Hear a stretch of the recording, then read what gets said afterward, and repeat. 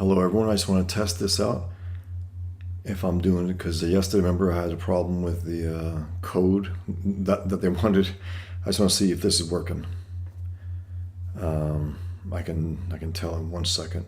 If you're out there, just chime in. I would appreciate it. I just want to do a little give and take. But I just want to know if I'm going live on here. It looks like I am on X. Good. And let's see if I'm doing it on. And it looks like I'm doing it on Do a little give and take. YouTube as well. Great. So it is working. Hey, Roland K. Yeah, because Hamilton, art. How's it going, guys? I just wanted to test it out because yesterday I had to do I don't know. They said like a stream key that I required. I was trying to do simultaneously from Rumble, YouTube, and X at the same time, and I guess I needed something called a stream key for Rumble, which I don't have. I don't even know what that is. So it looks like I'm going live on YouTube and X. Very, very cool. Thanks for being here, guys. Thanks for letting me know also that you're seeing me. I assumed I was able to be seen, but I just want to make sure. Yeah. Interesting. YouTube just wrote me back. I guess not wrote me back, but I got no email from them regarding my channel being brought back online. But they did respond to a text, an X post that I sent them a little while back with. They said it was a mistake. That's pretty funny. And someone said, did someone get fired over that mistake? Thanks, Hamilton. Appreciate it. Did someone get fired over that mistake? Of course not. And it wasn't a mistake. I did get the email that they said your channel has been removed over violating our whatever bullshit. And then I just challenged them, which you always got to do it. Thanks, Richard. Appreciate it. You always got to challenge them. Don't let them get away with it. Hey, General Piggy, how's it going? Thanks for being here, guys. Yeah, I just wanted to do a short little stream. I wanted to test this out. I'm good now. I guess Rumble, I got to figure something out because I'd like to do it all at the same time with my main platforms. My major platform is X. I have the most followers there, 26,000. Just under, because I was shooting up from nothing a year or two ago when I got back on X to 26,000, and then it just stopped cold for months now. I mean, completely cold to the point where it went under 26. But that's to be expected by the nature of my posts, here and there. But I like having a YouTube channel. I want to grow it. I want to use it to promote my upcoming campaign. And if anyone's here is interested, I basically yeah, exactly. Art says, funny how these mistakes tend to go in one direction. Absolutely right. If anyone's interested, basically I fulfilled all of my orders, all my back orders for my Pigman comics, which will be my final print run for my old Pigman comics, which I've had now for 15 years, at least from issue 1. But I have about 8 copies left. If anyone out there is interested, if you listen to this after I shut down the stream, I do have issue 1, 2, and 3. Trevor, Trevor, how's it going, man? Good to see you here. If you're not aware, this is Frank Warner, aka Pigman. He was writing against Islam and Jihad for years until 9/11 hit, and then he realized, I think I gotta take the war into my own hands. After you heard Bush sell us out by saying Islam means peace. So this is basically, it's completely, it's an homage to Bruce Wayne. Jihadists are a superstitious and cowardly lot, so my disguise must be able to strike terror into their hearts. I must become something terrible, something they fear. I shall become a pig. As directly from, I believe it's Batman 1. You can buy that, Richard, you can buy it on BoschFawson.com. It's at the top of my store website. Sorry, my store link. And then this is issue 2. And if I ever explain this to you, this is issue 2, right? And it's a twin towers behind. You can't really tell. It's a outline of the twin towers. So it's issue 2, 2 towers, 2-headed eagle, 2 brothers, and the 2 other main characters within the shadow. So it's basically a dualism. The whole cover is dualism. No, Hamilton. I just wanted to test it, but since you guys are here, cool. I might as well just do it and maybe change the name when I put it up on YouTube. Just a regular stream, just a regular live stream. Why? Yeah. So Richard, it's available. It's a package deal, available. I got 8 more packs left. That's it, and I'm not going to reprint them anymore because I want to start fresh with the Pigman #1. So yeah, I mean, it'll be the first time that Pigman has his own comic, because this has always been called the Infidel featuring Pigman, always, and that means it's the Infidel, meaning Killian Duke, featuring his superhero within a comic book, Pigman. But when I relaunch it in January through a crowdfund, it'll be called Pigman. That's it. Different covers, 3 different covers. Double size, pig-sized pages, pig-sized issues. Pigman #1 will be issue 1 and 2 here, with bonus materials, added pages, moments. I'll be refining the art, the dialogue. I might even redo the handwritten dialogue. Hey, Diana. Thanks. I appreciate it. I might even redo the dialogue, because I handwrote it. And it's fine. I mean, if you look at it, I think it's fine. It's handwritten, but I might want to make it all, better. That's it, because it's just better digitally. So I might do that. Hey, Mike. Horseman. And then this is issue 3. And it's Killian Duke, the cartoonist within the story. It's how they're self-insert. Okay, yeah, I'll take it. I'll call it a self-insert, even though that's an insult these days. But the main reason why I did use myself as a model for these characters, even though they're better looking and all that, is because it's a good way to make it clear that this is an ideology. It's not a race. It's ideology. People always assume, whether they're stupid or devious, that, or they like people to assume that Islam, if your criticism of Islam is racism, right? No. It's blonde hair, blue-eyed, black, Spanish, Italian, whatever. Black Muslims, white Muslims, redhead Muslims, and so on. It's ideology, ideology, ideology. You can convert to Islam. If you can convert to Islam, that's it. But just to hit it home, that's really what that was really purpose. And also just in terms of the color, right? What connects, Killian Duke with Pigman? Well, he has, red hair, which is orange, rust looking hair, right? And pigskin leather. It's a similar color. It's tanned leather, pigskin leather. So here, there's a connection there between, him and his creation. He's bigger, clearly, Pigman, but and he's a little more cartoony. But there is a connection there. And then this is Pigman War Paint, which this will be one of the covers, a little wider. It'll be a little wider, a little more open. This will be one of the 3 covers for my relaunch of Pigman. To me, it was an image that really worked. It really worked. And it's Pigman in War Paint. That's Jihadist blood. So yeah, this is I got the 3 issues. I have 8 more package deals, and that's it. That's it. I got 21 more of these comics, and I'm not going to reprint them. I'm not going to anymore. I'm going to start fresh, go back and relaunch Pigman. Because look, to be blunt, I've been in the wilderness for years. Whatever opportunities or chances I've had, I was on a daily show, so I got a lot of interest, right?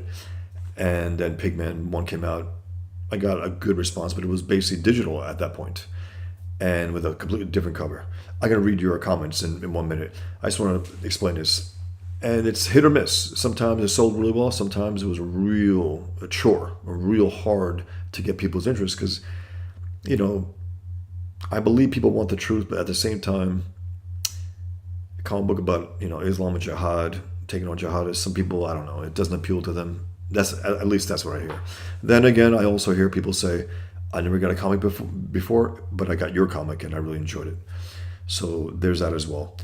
So yeah, with Comicsgate Kings, we're being invited and welcomed in so warmly by Ethan and the Comicsgate Kings and Comicsgate fans.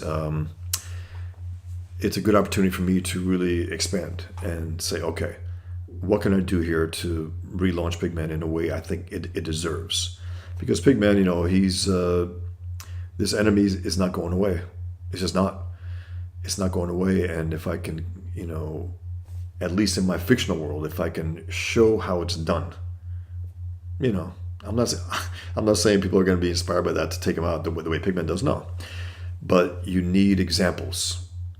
And even if it's in fiction, you need examples to see. You need to see this enemy get it the way they deserve to get it, and that's a good start towards them getting it in real life. It's just a good start. That's all.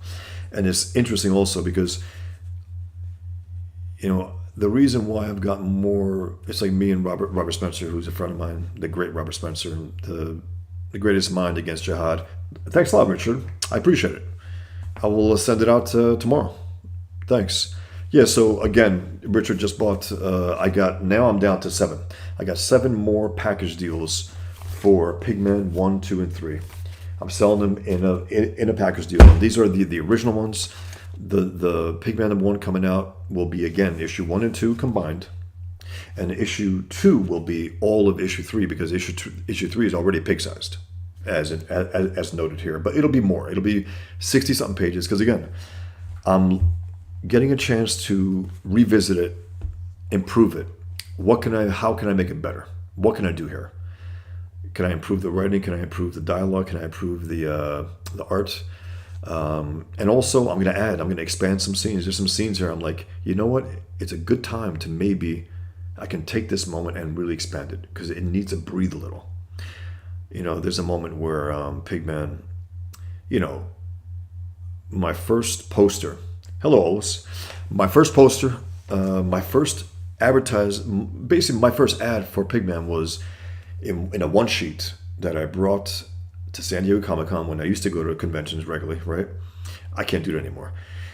But I would love to go to a CG convention. I definitely would love to do that because I really enjoyed going to, I can read your comments in 1 minute, guys, sorry.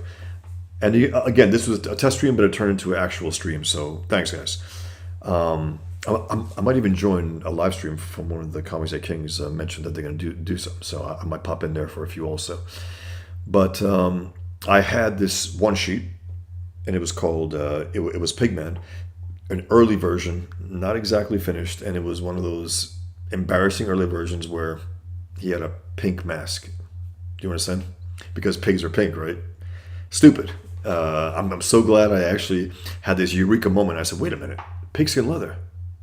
And it has the same orange rust color as Killian, so he also has a jacket like that. He wears pigskin leather jackets, so I will connect those on a visual level. So there's a little connection between him and Pigman. They don't look alike, you know.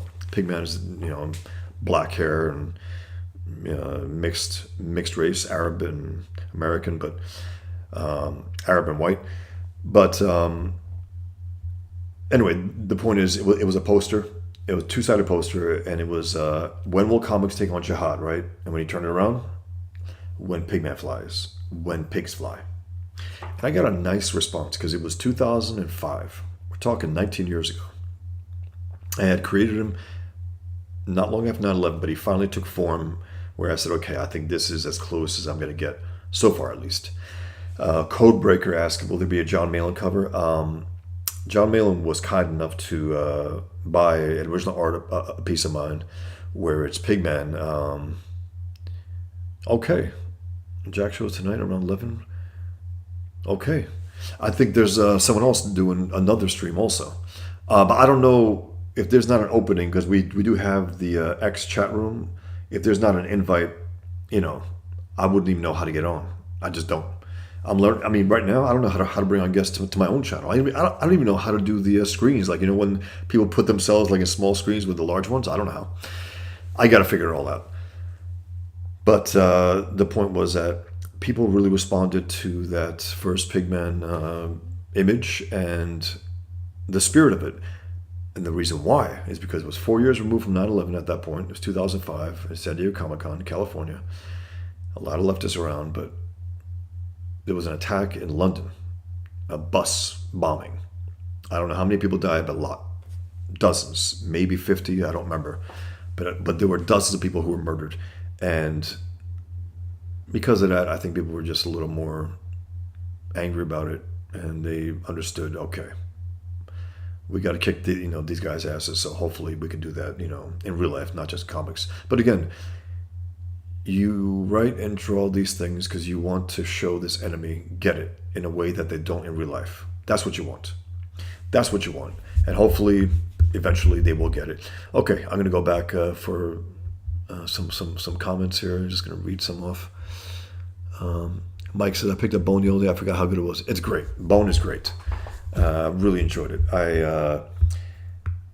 I read the color version. The black and white was fine, but the color version really just brought it to more life. Just looked more, richer. It was really good. He's very good, Jeff Smith. He's a great cartoonist. Roland K, I chuckled when I saw that Batman reference the first time. Cool. Very, very cool. Yeah, again, if you weren't here, this is Frank Warner, a.k.a. Pigman, thinking about taking out the jihadists and how superstitious and cowardly they are, echoing Batman in Batman #1. And instead of I shall become a bat, I shall become a pig. And I remember Christian Nolan, Christian Bale's version of that moment in Batman Begins was so good. When he's on the flight with Alfred and the language he uses, he goes, I need something like an identity, an elemental, something everlasting, to basically to scare the shit out of the bad guys.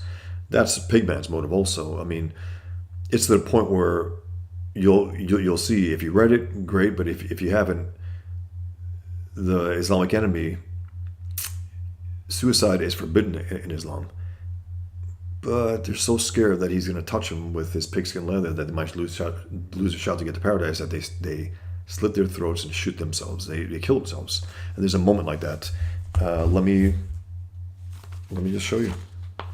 There's a moment where that happens, and it's again, you can call it gallows humor, you can call it whatever you want, but it's fun.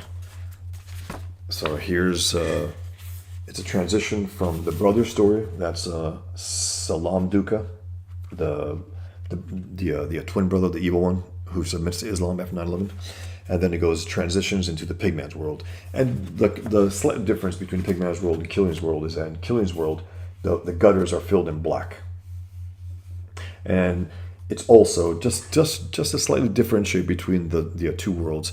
I inked all of the Killian's world in pen. All in pen. And I did all of the inking in Pigman's world in brush. And the gutters are open in Pigman's world. A more traditional comic book look. So it's not obvious. I don't know if anyone even caught that, but it's just for me, just to differentiate slightly. So anyway, he's in Afghanistan here, and these guys hear that he's coming. And they want to take themselves out. So blam, schluck, blam. And then one guy warns him, stop. Suicide is forbidden. So they're about to blow themselves, Look at these guys. Look at these guys here. And then the leader says, he's here. Let's do this right. So they get in a circle to do it right? They get in a circle right here. And they count down 5, 4, 3, 2. So they're basically shooting each other. Instead of technically committing suicide, they're shooting each other in a circle jerk. And blam, blam, blam, blam, blam, blam. And Pigman says, You're killing me, guys. Well, actually, he snorts, and then he sees one guy is still alive, and it's hey, genius, you can't blow your brains out if you don't have any. The guy says, I'm an American. And Pigman has to remind him. He goes, quote unquote, American. He goes, no, you murder Americans. He goes, and that's why you're dead. Crushes him. Just one more moment here. Let me just show you quick. Something to do there. It's one guy had a very difficult time with this one moment here. He ended up dying. He was a fan. Terrible. But okay. So here's another moment having to do with the pigskin leather, where it works on a psychological level, right? It really works. He goes, don't let him touch you. So they crash through the window, and he goes, what a waste. He goes, what a waste. ... of glass, not of life. These guys are worthless pieces of shit. And so they smash out of the window. They kill themselves to not be touched by him. And he says, what a waste. And then it happens to be that he just saved a guy. I don't want to tell you too much here. I don't want to give away too much, but it's really... There's a guy that was taken prisoner from these ISIS type. And they're about to cut his throat. They were about to behead him, actually. Pigman comes, crushes the guy's head. He puts his head into his body. If you notice, it's not that obvious here, but he takes his head, puts it into his body, and he ends up, a mess. You see him right there? And the guy's like, thank you. And then all of a sudden, the guy who they're about to kill, that Pigman saves, says, why? He starts crying. He goes, why would you save someone who wrote such terrible things about you? Why would you save someone who wrote such terrible things about you? And Pigman says, mister, I don't know who the hell you are, and I don't care. Let's move. And it makes him cry even more. He's some leftist journalist. Pigman just knew that there was a hostage. He wanted to save me. He's like, yeah, whatever. You don't like me. Let's go. Move. I like that attitude. It's it doesn't give a shit. It's like, yeah, you talk shit about me. You can keep talking shit about me. Let's just get out of here. Anyway, Trevor, yeah, Trevor says, good to see you back on YouTube. Yeah, my YouTube channel was bombed out of existence and then all of a sudden brought back with no reason given, and now YouTube told me on X that it was a mistake.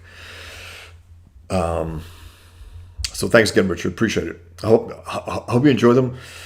Do let me know. I got to say, I have a pretty good record in terms of people who buy it and who like it. Some love it, some like it a lot, and we got a lot of interesting, things to say. Commentary about it. Rolling K says self-insert shouldn't automatically be seen as a bad thing. Hello, yeah, I know. It's just that sometimes it is really bad because it pieces of shits, so it's tough to have a piece of shit human being and have a self-insert of their piece of shit selves. I think that's what that's when it's really, really shitty. Mike says, I remember hearing everyone's first story. It has a self-insert main character as either Jesus or Faust. Maybe that's the case. I mean, most of my stories are like that. I mean, I worked in the restaurant business for years. I used a restaurant as a backdrop for my first graphic novel, and I used my Muslim background to get into the head of the enemy. Because again, I wanted to study Islam so bad, so seriously, that I could figure out, second guess what they might do and say. I think it's important for the story. It was all, it was for the story. I mean, I literally had a quote unquote Bible, over 1,000 pages of notes. Ideas, dialogue, moments, things that I picked up from real life, said I can use that in here, because there were moments clearly that happens here, because Pigman goes across the Islamic world on a rampage, and there are things in there that actually happen in real life, and this time there's instant retribution against the savages instead of them getting away with it, which they did in real life. Rolling K says, you're one of the few people that just say Islam rather than Islamism, Islamofascism. Yeah, we need more people doing it. Absolutely. It's sickening to hear that bullshit, especially from people who allegedly have studied this ideology. It's Islam. It's always been Islam to the passive Muslim or to the devout Muslim, and that's why people say moderate Muslims, quote unquote. We don't hear that much anymore, though, do we? Do we? I don't think we do. I don't think we hear moderate Muslims as much as we used to. That's an improvement, and we sure as hell don't hear Wahhabism as much. That was like the red herring. That was people trying to say, okay, it's not Islam. It's Wahhabism, the extreme version of Islam. No, it's Islam.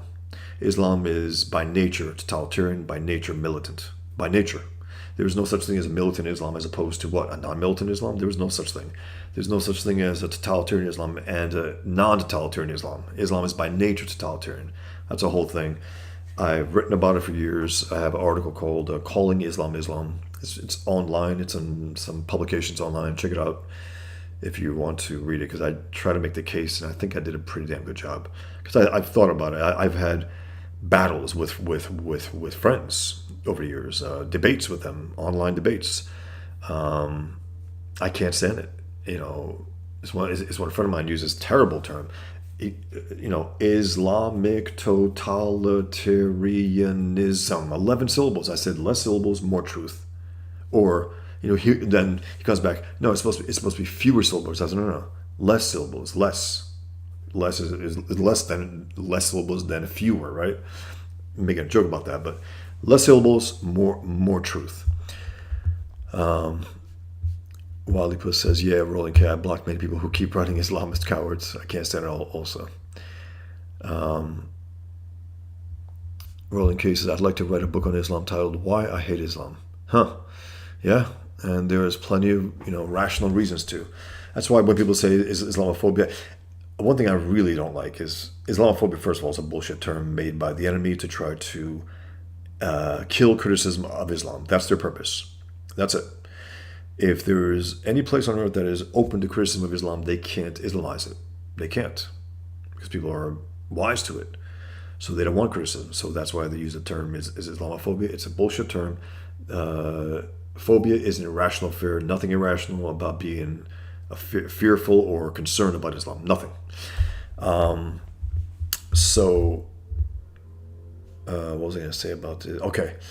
Our problem is Islamophilia, not Islamophobia, Islamophilia. That's an actual problem, where Westerners blow Islam as if it's their own religion. It's like, what? No, it's evil. And if you didn't study it, why the hell would you praise it ignorantly? Also, it's like you're praising something that you know you don't know about. Don't do that, especially in a wartime. Wildipus says that would have to be expensive, thousands of pages, cost a lot. That's right, for all the reasons why they hate Islam. Mike Hunt says probably CJ Kings would watching the Superman trailer. Huh? Is that what they were doing on John's?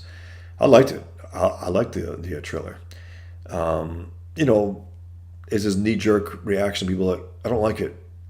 The color grading sucks. It's like, look, I want to see good Superman movies. I want to see especially a good Superman movie. I want to see it. I love Superman. I mean, he's the original. He's the big guy. He's without him, the others wouldn't come. Batman wouldn't have been created a year later. It wouldn't have happened. And so if it could be a good Superman movie, awesome. I'm rooting for it. In other words, and I hope it's good. I like the trailer. People said, yeah, but I don't want to see Superman bloody and beaten. You know what? Think about this, okay? Think about this. All the writers that I've had conversations with, and you read interviews about it online. Oh, Superman's so hard to write because he's invulnerable. He can never be hurt. Okay, what do you do in the first moment of the trailer? Have him crash landing to Earth, bloodied and needing help. It's like, okay, the guy's powerful as hell, but there's a threat here. You guys ass kicked. Something happened. And then we got to ask, who, why, where. And that's part of the story. And then we find out. Yeah, he has a stupid looking, hair as Clark, But the saving grace of that is that it truly it distinguishes him from Superman. It really does. I mean, he doesn't look like Superman. He looks like a young punk kid with bushy broccoli hair. He looks like that asshole from what's his name? Cenk Uyghur's nephew, the Turkish guy. He's a communist Muslim.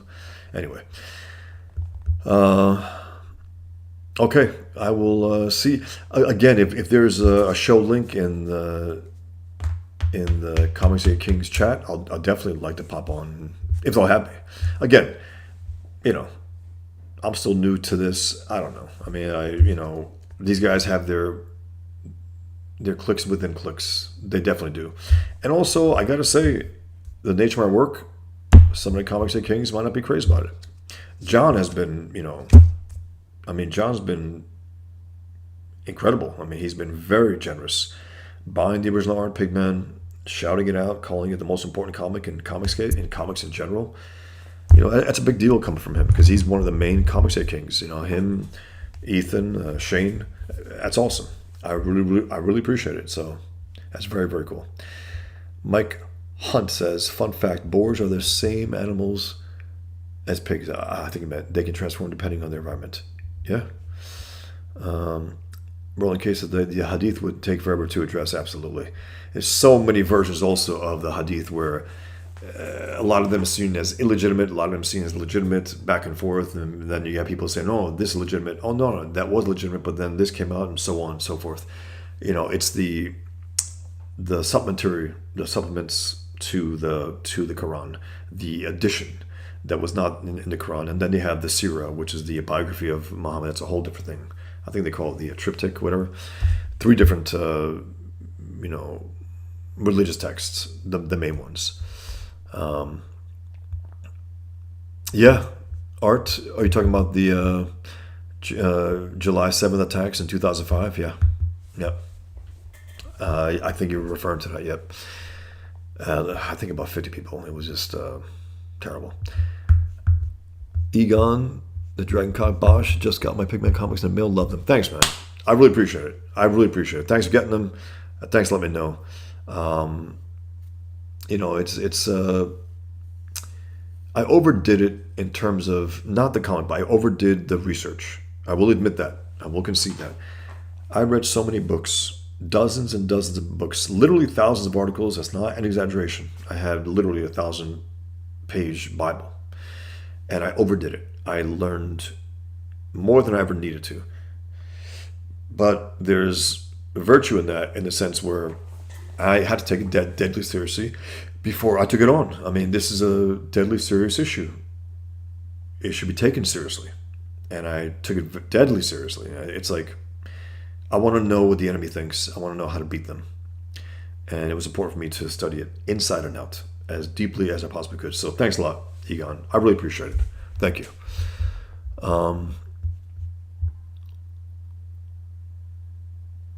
Always DTF says, wait, if suicide is hated by the faith, then why they have so many? Okay. Because there's literally a passage in the Quran where it says, kill and be killed. There's a passage that says literally kill and be killed, which rationalizes what?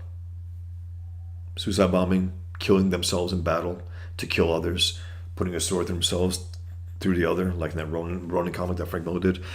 The point is that there is a technical verse, kill and be killed, in the name of Allah. Kill and be killed, the enemy. By whatever means. If you want to take someone, throw them off a cliff with you to kill them, you kill yourself, but you're killing them as well. So technically speaking, they're not out to commit suicide. It's just a byproduct of their action to murder an infidel. It just happens to be that they're going to die also. But in the act, it's a good thing, and they're going to get to paradise because they can still, be saved. All their sins can be cleansed. And another thing, those Muslims, this is what I've heard, those Muslims who were 9/11, they went to the bars, went to go-go clubs, all that. They were drinking. They're not real Muslims. It's like, I like call them idiots, but do your homework, okay? What happens is that these guys, they got to get a little hopped up before they do this, because don't forget, however monstrous these savages are, They are human beings. They do have family, loved ones. They do have that. They're savages or evil, yes. But they are still human beings. And they have their flaws and they have their weaknesses. And even so, when they do that in their mind, and Islam tells them, you can do whatever you want. But if you do this, all your sins can be cleansed. All your sins can be cleansed. So keep it in mind that no matter what they're seen as, engaging in all the evil, right? Drinking and go-go bars, as if that's evil, and what killing people isn't. It's okay because they're cleansed at that point. Mike says, I remember Stan Lee saying that having a comic where Superman punches Bin Laden like he did Hitler would be in poor taste. Yeah, well, that's Stan Lee. He's old school.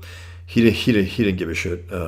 He didn't, and he was at that point retired. He wasn't writing or doing anything, and it's not Superman per se. That's why. Okay, keep in mind this also. Having Superman do that, I don't think it would work. Superman, no. Punching also, no. Captain America, that's a different story. Super Soldier created to fight the Nazis. Pigman created to fight jihad. Born to Islam, leaving Islam, fighting it in his books, and then realizing it's not enough. I got to fight him a two-pronged war, ideologically and on a physical level. That's what he does. So it works for Pigman, absolutely does. And also one thing, Frank Miller said it. I said it also.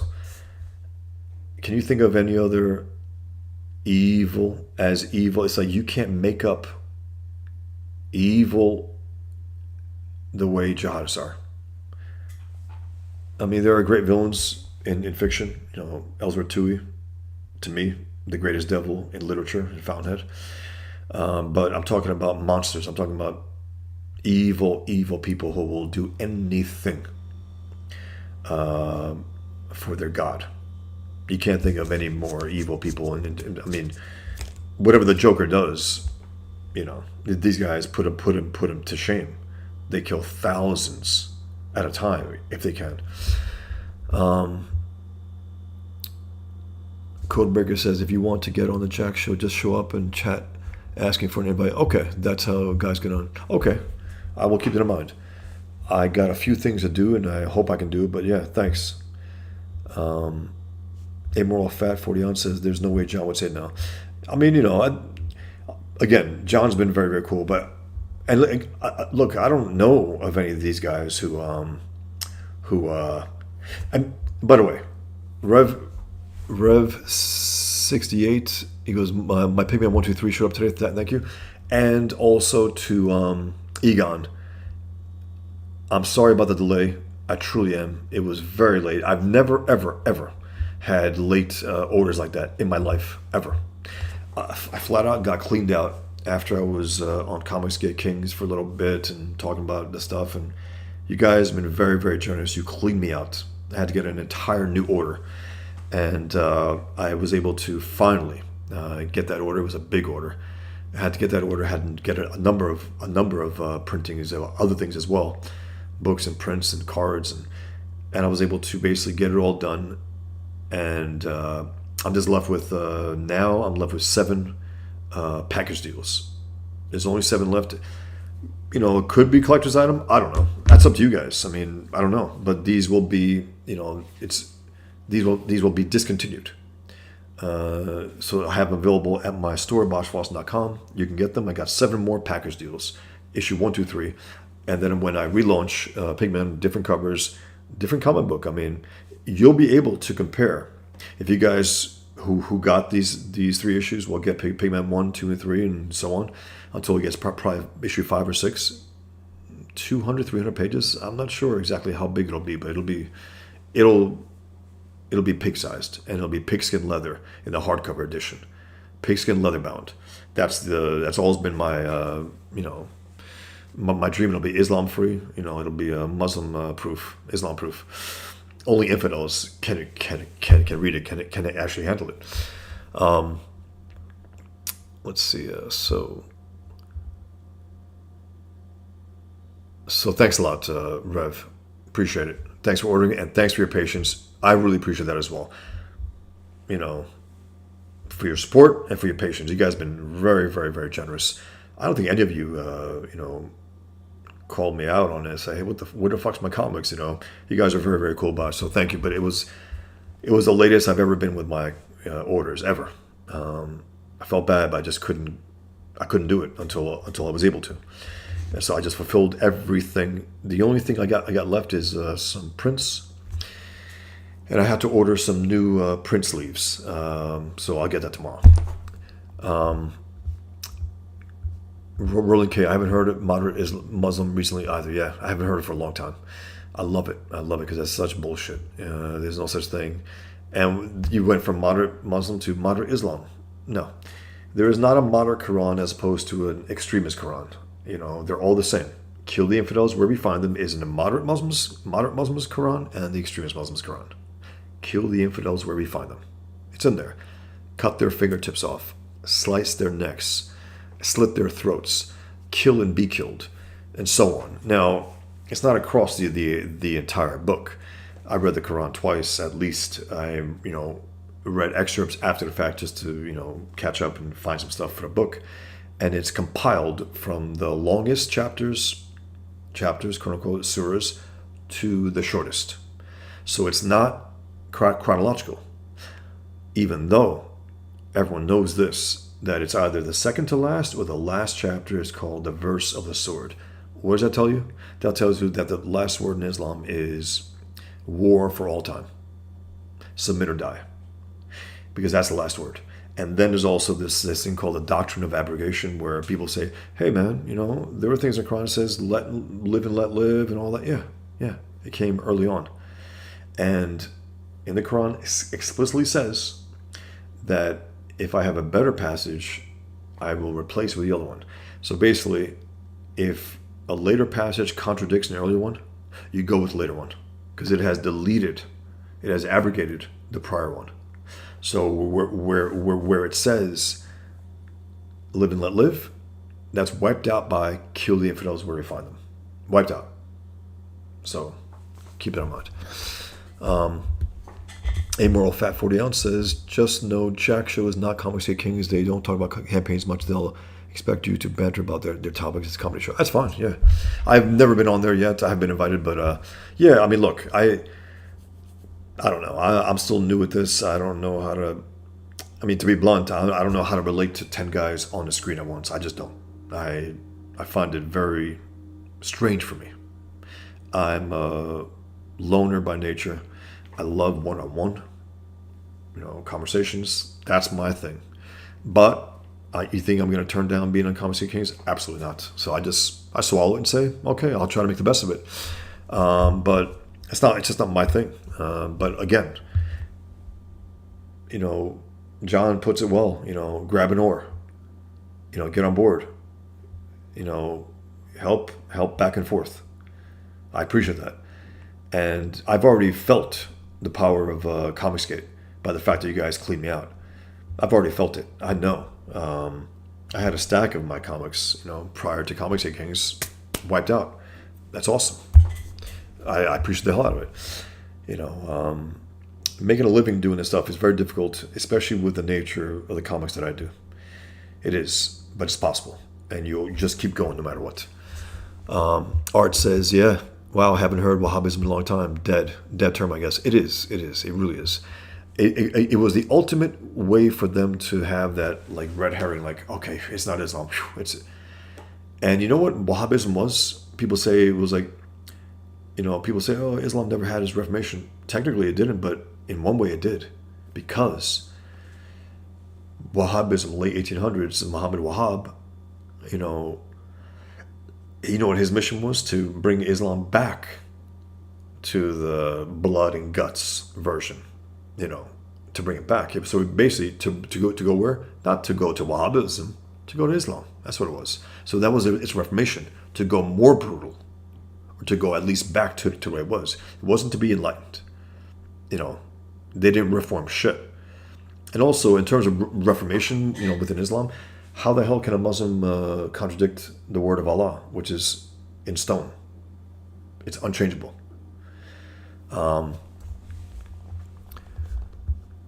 A rolling case is my sociology class discussed Islamophobia due to Trump's presidency. I hate it. Yeah, pathetic. So stupid. I can't stand that shit. Trevor says, Germanic fascist Nazism, ridiculous definition is so bad. So bad. It's, hey, again, I get a lot of pushback, even from some people on the right, even from some goddamn objectivists, some real shitty objectivists. Nazism was right wing. It's like you're stupid. National socialism, national socialism, national socialism. The reason why leftists never call it that is because they don't want to be associated with that because they're socialists. Hitler was a socialist. Hitler loved Marx. But the communists and Nazis hate each other, kill each other. They were allies until they weren't. And why weren't they? Ask yourself this. To me, the ultimate example I make is this, and it always tends to shut people up. They kill each other, yeah. Shiite Muslims and Sunni Muslims kill each other as well. And they're brothers and sisters. It's the same shit. But their thinking is, my shit's the real thing, as opposed to yours.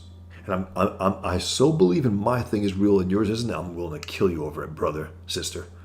So that's the same shit with Nazism, quote unquote, National Socialism with communism. Same shit. And fascism. It's all the same shit. All leftists and all totalitarianism is on the left. There's no both sides just as extreme bullshit. That's just not the case. The farther right you go, the less controls, the more freedom, the more liberty. The more left you go, whether it's secular or religious, it's tyranny. That's left. And the left will always try to say conservative Islam is the worst, right-wing Islam. Do you understand? That's their way of trying to associate that. And while they will never call Muslims evil, jihadists evil, Taliban evil, they will indirectly condemn them by condemning the right, meaning the GOP is a Taliban. It's like, oh, so you're saying the Taliban's evil? No, yeah, that's what you're saying. Okay. Rev68 says, Cenk is notorious for being atheist but blowing Islam any chance they get. You know what? It's so bad. He was on debate. It wasn't a debate. Douglas Murray kicked his ass on Piers Morgan. And the fat buffalo, as Devin Tracy calls him, atheism, what's it called? Is unstoppable. Atheism is unstoppable. Devin Tracy calls him fat buffalo. That fat buffalo was on the air. He couldn't put a bead on Douglas Murray, who knows his stuff. Douglas Murray was actually at my first talk in 2011 in Florida. I remember, I can go on, guys, if you don't mind.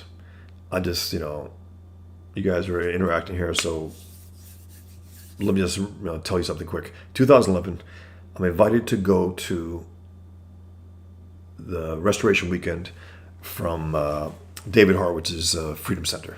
I was working doing cartoons for Daniel Greenfield's, the great Danny Greenfield's articles at Front Page Magazine. I was doing pamphlet covers, book covers, and so on. They invited me to go to Florida. And I went there, and the main reason why I went there, not just to go there, I always got to have, more than just to go to a place. And Robert Spencer was debating Andrew C. McCarthy about whether it's Islam or Islamism or all that bullshit, right? And it was an online debate. And then it got to the point where they said, okay, we're going to be at the Restoration Weekend. Let's continue the debate there in person. And I was like, okay, I got my reason to go. Couldn't wait to go. I get there. I meet Robert. Talk to him for a little. And then the moderator of the debate between Robert and Andrew comes to me and says, hey, would you want to take part in the debate on Robert's side? I said, yeah, I'd love to. And so I went to Robert. And Robert was a little cautious about me. He was like, if I knew my stuff, first of all, and if I was an enemy of his, a troll, because he's used to that. I'm used to it as well. I get recently a Muslim tried to buy my comics, right? And very aggressively, and then said, hey, where are they? Where's my... I said, whoa. I gave him a refund right away. I'm like, I don't need this shit. And he bitched about it online. I'm like, his name was Muhammad Allah something, so something, so Muslim. I believe he wanted to get my address, or I have a P.O. box, but he wanted to get my general location. That's what I think. And he was very stupid about it. Anyway, the point is, Robert was a little suspicious, and I don't blame him. He's gotten burned a lot over the years. So I said, Robert, most of what I know about Islam and Jihad is from you and your books. You're my hero, and he is my hero. You know, you look at Pigman, he's a big guy. Robert's not that big, but he's based, his intellectual capacity at least, is based on Robert and his work. Because Frank Warner's been writing against Islam and Jihad for years, as Robert has. So I based him on that, at least that aspect of a Pigman. Again, a two-pronged war. Get there, and then an English baroness will be on the side of Andrew McCarthy. So it would be two against two. I get there, and I'm told it's hours before the debate. Keep in mind, hours. So I went up in my hotel room with my woman at the time, and we were going back and forth. I wanted her to test me. I wanted her to, throw whatever, anything and everything that she could at me, and see how I could bounce it off. And I jotted some stuff down, a general idea of what I would say, because each of us would get a presentation, 10, 12, 15 minutes, and then we'll have a Q&A back and forth and make our case, our individual case, and then as a group in the Q&A. So I'm there. Robert does his presentation. Andrew does his. I do mine. And there was one moment where I referred to, I'm talking about 50, I bring up my background, I bring up why I do what I do, and then I mentioned all the bullshit terms, right? And I said, look, in World War II, you know what? Give me 1 second. I'm going to put it on here, and I'll put it right next to my mic so you might be able to catch it, actually. It's worth mentioning, and it's short. And now I call it my comedy routine, my stand-up comedy routine. Let me let you hear it. This is 2011, Florida. Let's see if you can hear it. I hope you can. In America, Middle East, Europe, and imagine in the past if we referred to enemy ideologies such as radical Nazism, militant communism. That kind of thinking leads us to try to find moderate Nazis.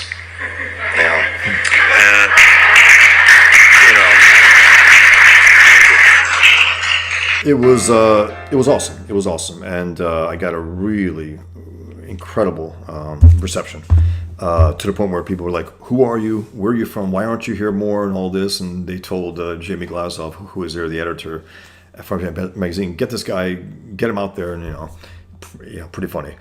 Just a few months prior, I made my first speech in California, and David Horowitz was there, and I had a real aggressive listener at the end about the jihad, and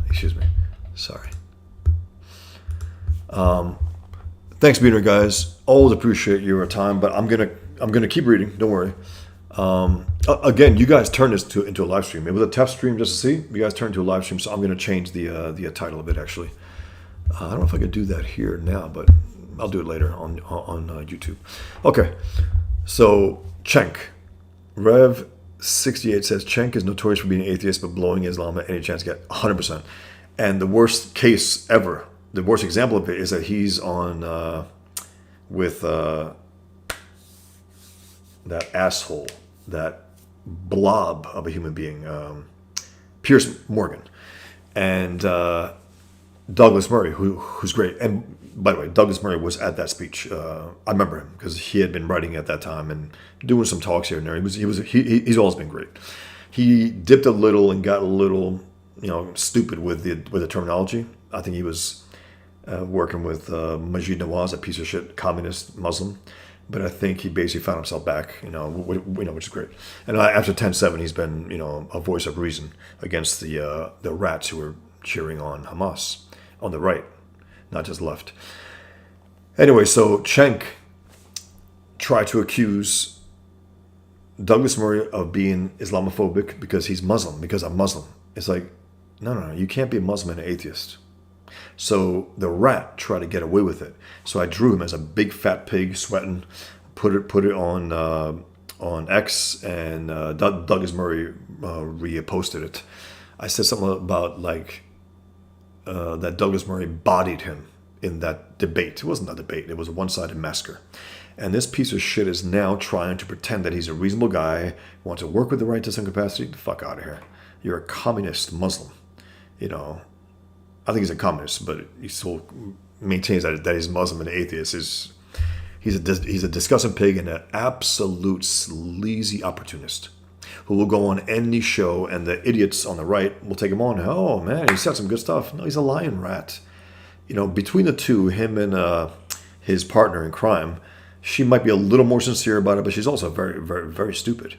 The way that she realized that Trump supporters are not Nazis is that a guy helped her with her bike in her apartment in LA, I guess. And then she realized months later, he's a Trump supporter. Like, oh my God, he's a human being. She's an idiot. She's stupid. Anyway, Always DTF says, agree. Just look at the horrible state that UK is in right now. My mind, as soon as I was banned from YouTube, my mind went straight to a video that I had done because the commissioner of police, the police commissioner in the UK, literally threatened Americans and anyone else across the world. If we got out of line online, they would extradite us into the UK and punish us. So I said, fuck you. I drew him as Muhammad Hitler, and I drew him. Then I drew Muhammad on a stream. It wasn't a stream. It was a video that I had recorded and then put online, and then put on YouTube. So I thought, okay, that's why. That's why they did it. But clearly, it wasn't the case. Someone tried to get away with it. Shane Davis's wife, I think, mentioned something about her idea was that she knew it was mass reported by the way it happened to me. She knew that based on maybe her experience as well, that I was mass reported. And I've been mass reported, in the past. Right after I won the Muhammad Cartoon Contest, I was mass reported out of Facebook, wiped out, my account deleted. Because from their perspective, right, the extremist Muslims try to murder me, and then the moderate Muslims try to murder my presence online. And they got away with it until Pamela Geller made enough noise. They said, "Oh, we made a mistake." The same shit that what do you call it? Just pulled YouTube. Okay. Rolling Case says my final paper in sociology had to be about systemic racism in the criminal justice system. Yeah. So he said, I wrote evidence against the claim. Excellent. Professor gave you an F. I'm sorry about that. That sucks. But take it as a badge of honor at the same time. Take it as a badge of honor. Because these are scum. Anyone who would give you an F for that. Because there is the only systemic, if there is systemic racism in America, if there is, and there is, it's only against whites. And there is systemic racism against whites. And our greatest problem is systemic leftism. They talk about systemic this, systemic that, systemic Islam, systemic leftism. Those are the two greatest problems globally. The two greatest threats, communism and Islam. Amoral Fat 40 ounce, I thought the trailer was enjoyable. Yeah, me too. Diana says, I want to see a Pigman movie. 100%. 100%. I want to also. There's only so much time I have on this earth. Will I see it in my lifetime? I don't know. But I'll tell you one thing. Seeing a little glimpse. Check out my YouTube channel. There's a 5-second, 6-second visual of a realistic, absolutely realistic looking pigman diving into Islamic terrorist caves, into the caves of the rat holes. It looks real. It looks real, and it's amazing. And someone did it, and I was like, "How the hell did he do that?" I try on Grok pigman stuff and never gets it right. It never gets me right either. I'm pretty public presence out there. I've been on TV, millions of viewers. I mean, Daily Show, Fox News, I've been all over. They get me completely wrong, which to some extent, I guess it's pretty good because people don't know how I look, I guess, unless they really want to, find out. But again, I don't mind setting my face out there. I don't. I take my precautions. Wingus Dingus says, what's bad back when I was a kid? Some people from my church went to a mosque to worship with them as some sort of show that they were in Islam. Oh, God, it's disgusting. I went to mosque in the Brooklyn Mosque. We live in the Bronx, but we went to the Brooklyn Mosque for some reason. I don't know why. And when we went there, it was always an Arab imam who spoke in Arabic. We didn't know shit about Arabic. We just mimicked the sounds and mimicked the movements. And as I mentioned, and as I will have in my comic actually, I was a serious kid. I'm a serious adult, but my point is, I was like, okay, this is what we do. This is what we do. Allah Akbar, Allah, And you got some cousins farting in the background. But as I put it now, they were giving it the respect it deserves. They were. And the imam was fucking pissed because in his mind, he's a dark-skinned Arab, right? And we're white Muslims. He's like, oh, these fucking white Muslims. There is racism within Islam also. And to the point where Muslims deny the reality that I was a Muslim because I left and therefore I'm white. It's just stupid. Richard Grable says, I really like the trailer. Sorry, I'll just read your first names, guys. Sorry. Unless you're just a screen name. Richard says, I really like the trailer and I'm hopeful for the movie. Absolutely, same here. I'm very hopeful. I want a great Superman movie. I want it. I'm rooting for it. I love Superman. We need that big time now. We need Superman back on screen in a powerful way. I mean, we need that. He's such a great character. Such a great character. Trevor says, my definition of good movie is, will it entertain me? I don't need a sermon or self-discovery moment. 100%. That's the thing. I mean, especially for these type of movies. I mean, Superman, he's not an ideological character. He's good and evil. Very, very simple. Black and white in that sense. He really is. Wingus Dingus says, that was the start of getting black pilled on Protestants. LOL.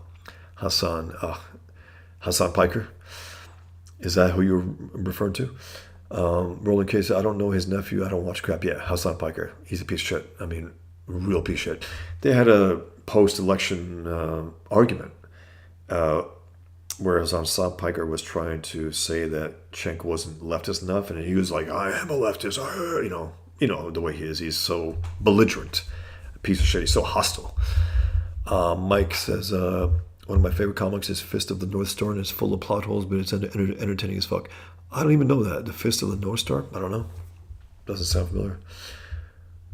Mike, as Trevor says, absolutely. When plots get too convoluted, I tend to check out. It's supposed to be relaxed, not a college course assignment. Yeah, and that's one thing also. Okay. There are moments in Pigman where there are debates going on, and such as this, and there's a lot of dialogue, and some people might resent that. I mean, look at this. You might look at that and say, oh my God, roll your eyes back. To me, it's part of the battle. It's the ideological battle. And this is cartoonists, 4 different cartoonists with 4 very different comics, post 9/11 comics, right? Okay, just quick. One is called America with a crescent for the sea, right? In Islamic America. One is called the ecumenical, and whereas it's these really fruity, it's like a gay group, a Muslim, a Christian, and a Jew, and of course the Muslims in the middle, putting them together. And then there's another one where it's love at first fight. It's an Israeli soldier and a Palestinian, quote-unquote Palestinian jihadist. It's a gay comic. The guy was thinking about Brokeback Mountain. And then there's Pigman from Killing Duke. And it's a whole battle of ideas in this. Because this is like, for a few pages, it was like very, very few words here, right? Just pure action. And then he gets into the ideological battle. So there's a lot. Personally, I don't care. If it bothers you, okay. I just think it's worth being said because there's a lot of good stuff being said here. And again, it gets into the battle, into the ideological battle, which is as important as the physical battle, if not more important, because without telling the truth and establishing it as the truth, you can't send your soldiers out to kick their ass the way they have to be. You can't do that. Okay, let's see. So Lee says, sorry if this isn't the right place to ask this, but I wanted your opinion. Can you pinpoint when the objectivist movement started to fall away from Iron and Peikoff and started heading off the rails? I got to say this, and to me, I think it's very, very simple. It was right after 9/11. And why? He continues, Lee says, or she, I'm sorry. That's assuming you share the premise that it has. Of course, it has. It has. I have been disillusioned with the collective movement, not with the philosophy sound, Iron's philosophy sound. Ayn Rand sound, Leonard Peikoff sound. A few individuals, Andrew Bernstein, C. Bradley Thompson, love those guys. Richard Salzman, these are great objectivists. The other ones, I've known them personally. I've been friends with them for years. Higher ups, we've had a falling out. Can't stand them, to be blunt. I can't. And if there's one point, it was this point. 9/11 hits. What do objectivists say? What do objectivists say? Do they say Islam? As they ought to, being philosophers, being truth seekers, truth tellers, right? No. They say Islamic totalitarianism to distance themselves away from calling it Islam.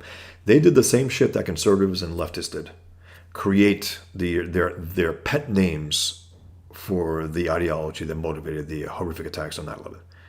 They needed to get away from the idea that, because in their mind, they want to focus on the non-devout Muslims, right? And why did they want to focus on non-devout Muslims and claim that they're the true Muslims and the other ones are deviants? Why did they do that? Because the true Muslims are monsters.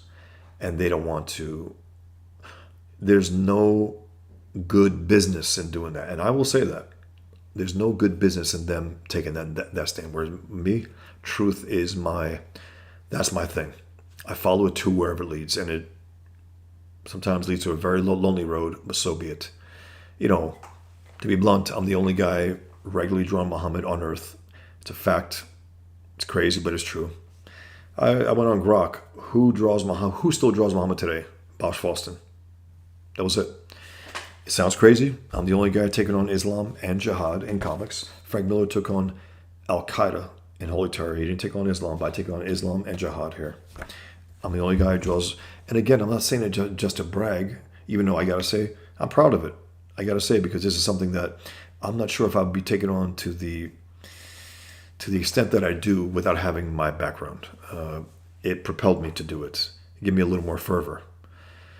So yeah, Lee, I believe that was the first crack when I realized, these guys are not following the truth to wherever it leads.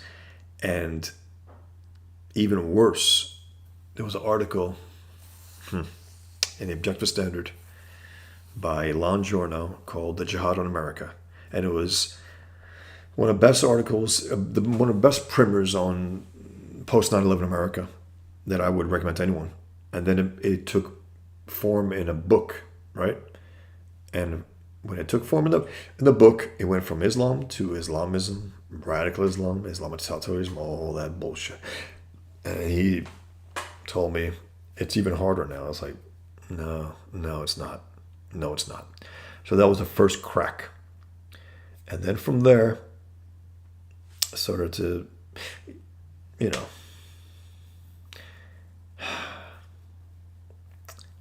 these were old friends of mine, but I met one of them, a higher up, and the first thing I told them was, because I just saw a speech that they had done, I said, every time you said Islamic totalitarianism, I cringed. So it's not the great basis for starting a great friendship, but for 10 years we had our argument about everything. China, about America, about this, about elections, about, I was talking about election thievery a decade ago. I was talking about how they steal elections and they edge themselves just to put themselves in position to finally take close elections, and the left will count until they win and so on. Ayn Rand even acknowledged that in 1972 in a speech in Boston that the 1960 election was stolen. And the one thing she was pissed off at was that Nixon allowed it to happen. He let him get away with it. That's what she was pissed at. Whereas today's objectivists, the conventional objectivists, will be pissed at Trump for calling it a stolen election. So yeah, that was the first big crack, because you're in the face of an atrocity like that. Almost 3,000 Americans get wiped out in a way that's unimaginable. Dropping themselves from the towers, planes being flown in, this horror of horrors. And they couldn't just say the truth. I was like, Again, not the philosophy, but the movement, the collective movement. I had a problem. And that was the moment for me, at least. When I said, okay, and then COVID happened. and then lockdowns, and then they were praising Fauci, and then all this bullshit, and they were getting relief and all that. So, and then they voted for Biden, and they were explicit about it. The only way to save America is to vote for Biden. That's it. They're lost. And these are allegedly serious men and women. Allegedly serious. Fuck them at that point. They have sided with evil, and I can't abide by that. Always DTF says there is one group more evil, but we can't talk about it on YouTube. Are you referring to Muslims or communists? I don't know. Mike Hunt says, did you ever see Four Lions? Yeah, I did see it. Yeah, it was. Okay. Good to an extent. They didn't go all the way, but the fact that they took a chance at that, okay, cool. It's like Albert Brooks, post 9/11, right? I love Albert Brooks. Lost in America, broadcast news, defending your life. He's great. Real life. I think Real Life, one of his first movies. And after 9/11, he said he made a movie called Comedy in the Muslim World. It wasn't a great movie, but the fact that he took it on was really admirable, because he said, "What else am I going to write about after that?" And he's right. That's what I felt. I believed, wrongly, naively, that I would be one of many who would take on jihad in Islam in comics.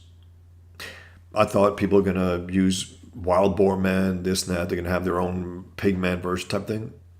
Not naive, I don't know. Projecting, I don't know. And after a few years, you're like, I don't think it's happening, no.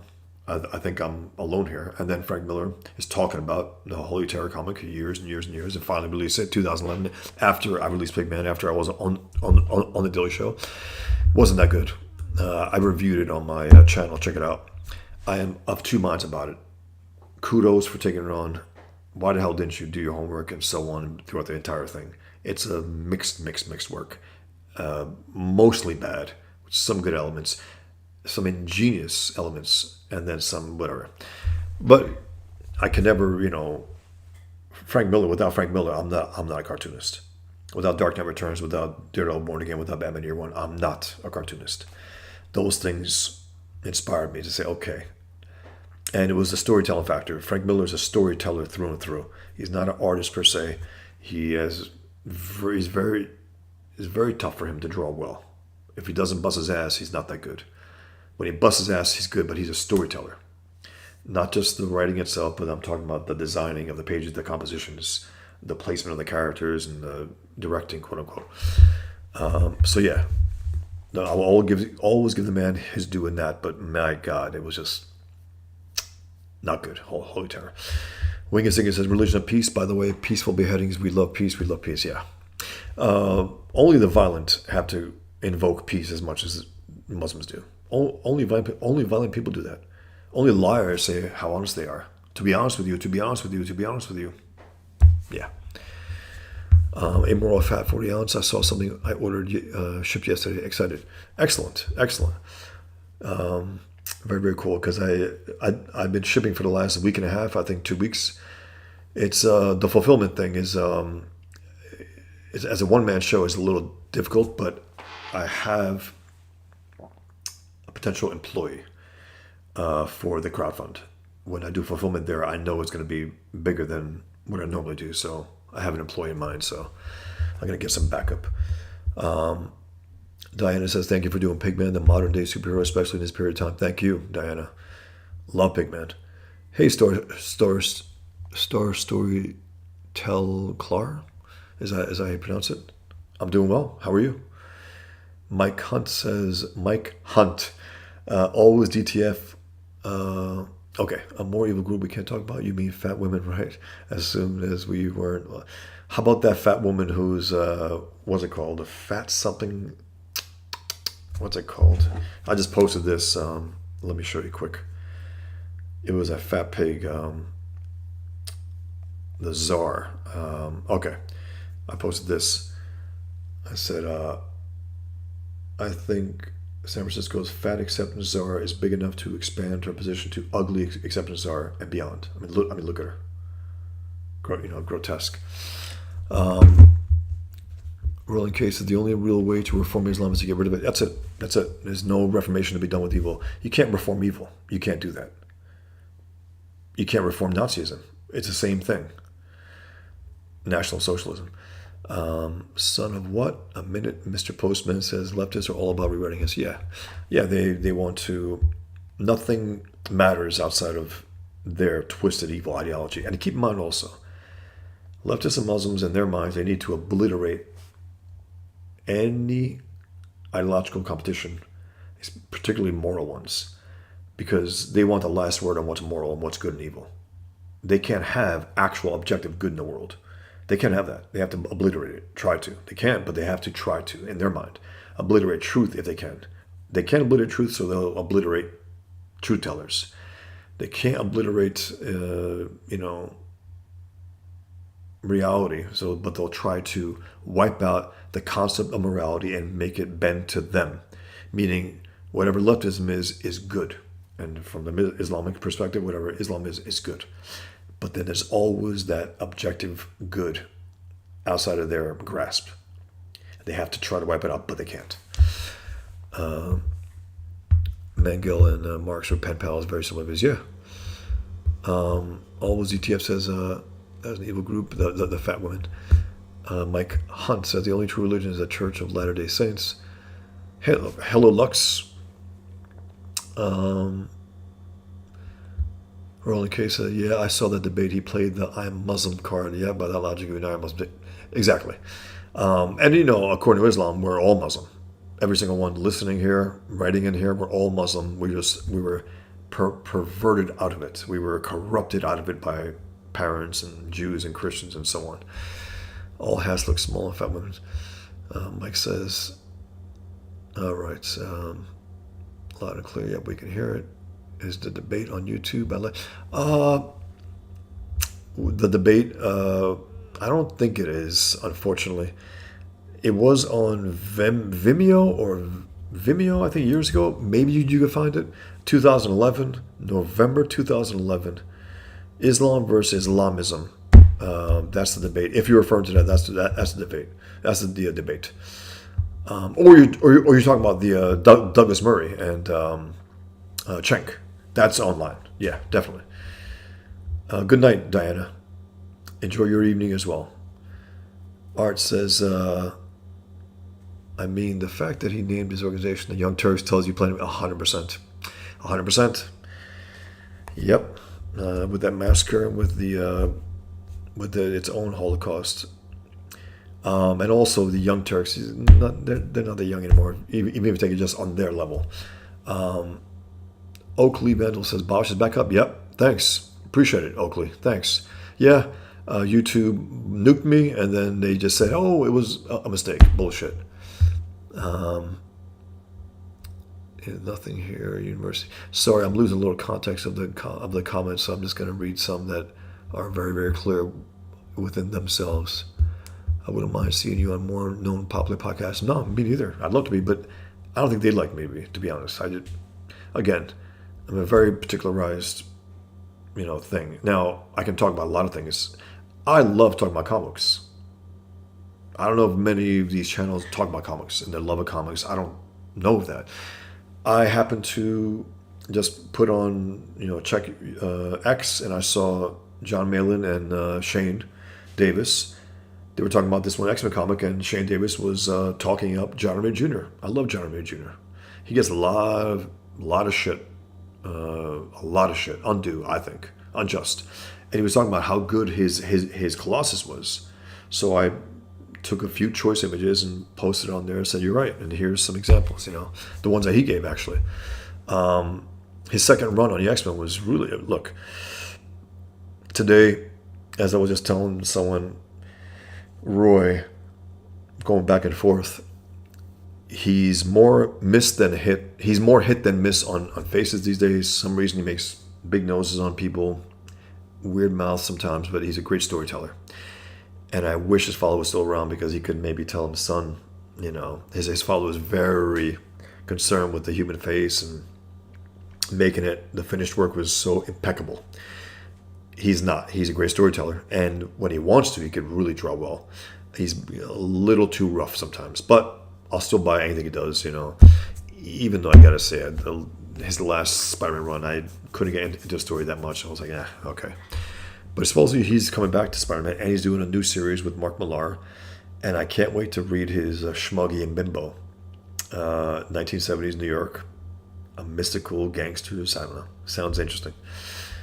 Mike says they took down all the mosques in New York after 9/11, right? No. I assume you're joking because there were more mosques in America post 9/11 than anywhere. I mean, there are more mosques in America, thousands more since 9/11. It's crazy, sick, but true. Star Storyteller, Clark. What tends to be the denominations of Islam in Eastern Europe? I believe it's, well, in terms of denominations, if you mean the Sunni, that's the Sunni Muslims, or do you mean something else? Because most of the Albanian Muslims are Sunni Muslims, if not all. And then there's, I think, 10% Catholic still because, it was a Christian country, Albania, until they were forced into Islam by the Turks 500 years ago. And it was always interesting because there's a hero in Albanian history called Skenderbeo. Skenderbeo was because what the Turks did, they had this thing called Devshirm, where they went into other countries and they picked the most healthiest boys they could, take them in, force them to fight jihad, right? So Skenderbeo finds out about his heritage, goes back to Albania, fights off the Turks for 25 years. So he fought off Islam for 25 years. And then when he died, the resistance died. And my parents had they had a Quran in Arabic. They can't read Arabic. And they had an image of Skenderbeo in the house. I was like, wait a minute, Skenderbeo fought jihad. It's pretty funny, huh? Yes, Mike, you're right. Basha's skin turned white when he left Islam. Exactly. The day I left, boom, I was black. And just like that, my hair turned red. I was like, what the? Mike says, Superman needs to be slightly embarrassing to work. True justice, American way. He needs to say it without shame. 100%. 100%. Look, when Christopher Reeve Superman tells Margot Kidder's Lois Lane that he fights for truth, justice, and American way,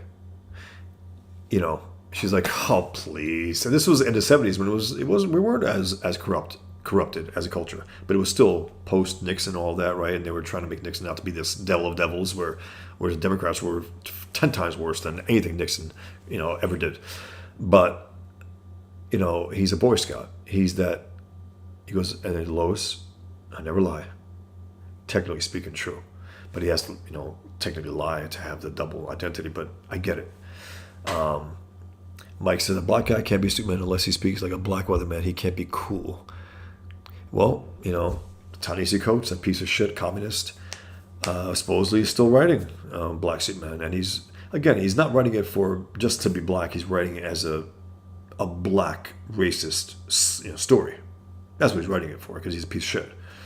So, and again, if you get Superman, I don't necessarily, I'll push back on people who say, well, the character's white. Technically speaking, yeah, and he was created by whites, but he's not white per se. He's not like you're locked into that. If you get a greatest actor of all time, he happens to be black, and maybe, or just the most heroic looking, and whatever, so on, we can live with that. I mean, it's fine, and fine. But then you got to be able to do it the other way as well. I mean, right? Christian Bale as as MLK. Why not? I mean, if you could do it the other way. Mike said Leonard Peikoff preferred talking to socialists than objectivists just because at least it was something different. Yeah, pretty funny. Well, there is variety in objectivists also, because we're individualists. At least there should be. There should be variety, unless you're Leonard. Unless you're your own Brookist, unless you're a Ayn Rand institutist. You know what I mean? Then you're completely locked into thinking very, very similarly. Mike says, watch Gangs of New York and think of Bill Butcher as the protagonist. It's a totally different film. I dipped in and out of that one. Maybe I got to watch it all the way through. Something about it, I couldn't quite get in it. I just couldn't do it. I don't know if it was DiCaprio. I don't know what it was. I find him very tough to stick to. I thought he was great in Once Upon a Time in Hollywood. I thought he was great in there. I thought Brad Pitt was great. I thought that was one of, if not the greatest Quentin Tarantino movie. Excellent. Egon the Dragon Cock says, what would you think of Zack Snyder doing an adaptation of Fountainhead? I read it was a passion project for him as well. Yes. He's been threatening to do it for years. But the idiot keeps saying, when he's asked about it, well, we're very divided now, and maybe it's not the right time. That's retarded. It's retarded. It's because we're divided. And even if he thinks that, that's why you do something like that. To let people know that we are pretty damn similar as Americans. We should have the same ambitions, the same, hopes and dreams. The American dream means something. How it work. He goes through hell, but he ends up, living the American dream. And that's what should connect us to each other. And how it work, he represents not just an individual, he represents a philosophy. He's objectivism in human form. He's Ayn Rand's philosophy in human form.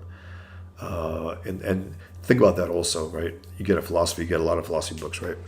Who's going to read those things? Not many people. People who are interested in that, fine. I've read it in other books in philosophy, sure.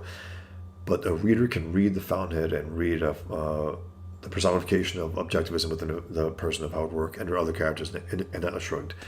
And there's something emotionally connective about that. It's not just like a detached, cold observation of philosophy. It's an engagement, a direct engagement with it, and learning about the philosophy in a very personal, intimate way. There's something to be said about that. So yeah, Zack Snyder's been threatening to do it. I don't think he could do a good job. I don't think he's that smart.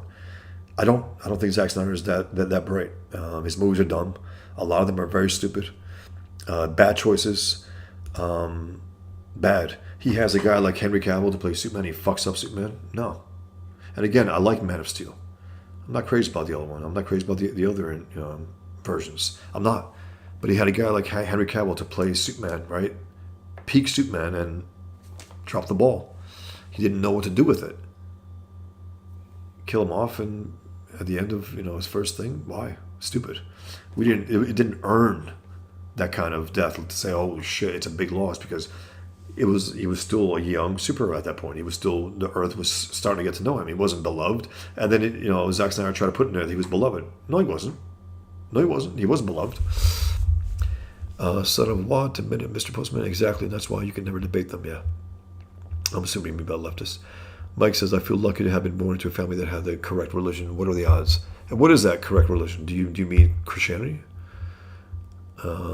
Judaism? Or Islam, Mike? I'm joking.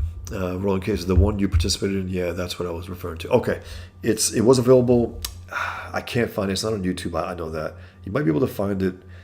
I have an old copy. I don't have the old copy now. God damn, I don't have it. I lost a ton of stuff on my phone. A lot of music that I've collected over the years, but I was able to get a good chunk of it back. We'll see. Anyway, Pork Hunt says, "Hail, Mosh Foss. I didn't need a resub. Thanks. Great. Thanks for subscribing anyway. Appreciate it." Pork Hunt, do you have Demasculated Rebel? I do. I have, God damn it, I have issue, I think, 1 and 2, the big guy. But I'm missing, I think I'm missing number 2 with America. What's it called? Something America. It looks fantastic. I don't have it. I've seen little bits and pieces of it. I'm like, God damn it.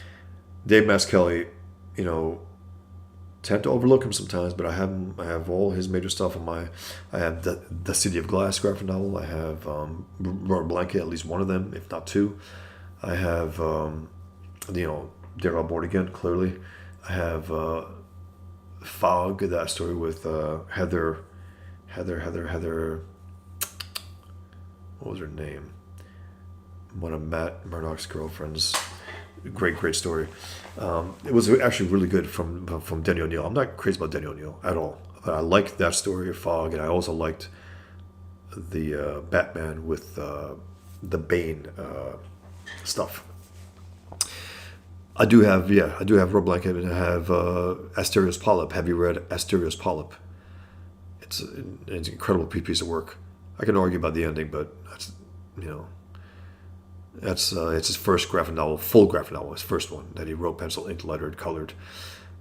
Man, a tour de force. I mean, the guy has been teaching school for decades now, Rhode Island School of Design and the School of Visual Arts. So clearly he's learned a lot of stuff, Wingus Dingus says, I was reading some old Spider-Man comics from back when John B. Jr. was doing layouts. That really was peak Spider-Man for me. Absolutely, same here.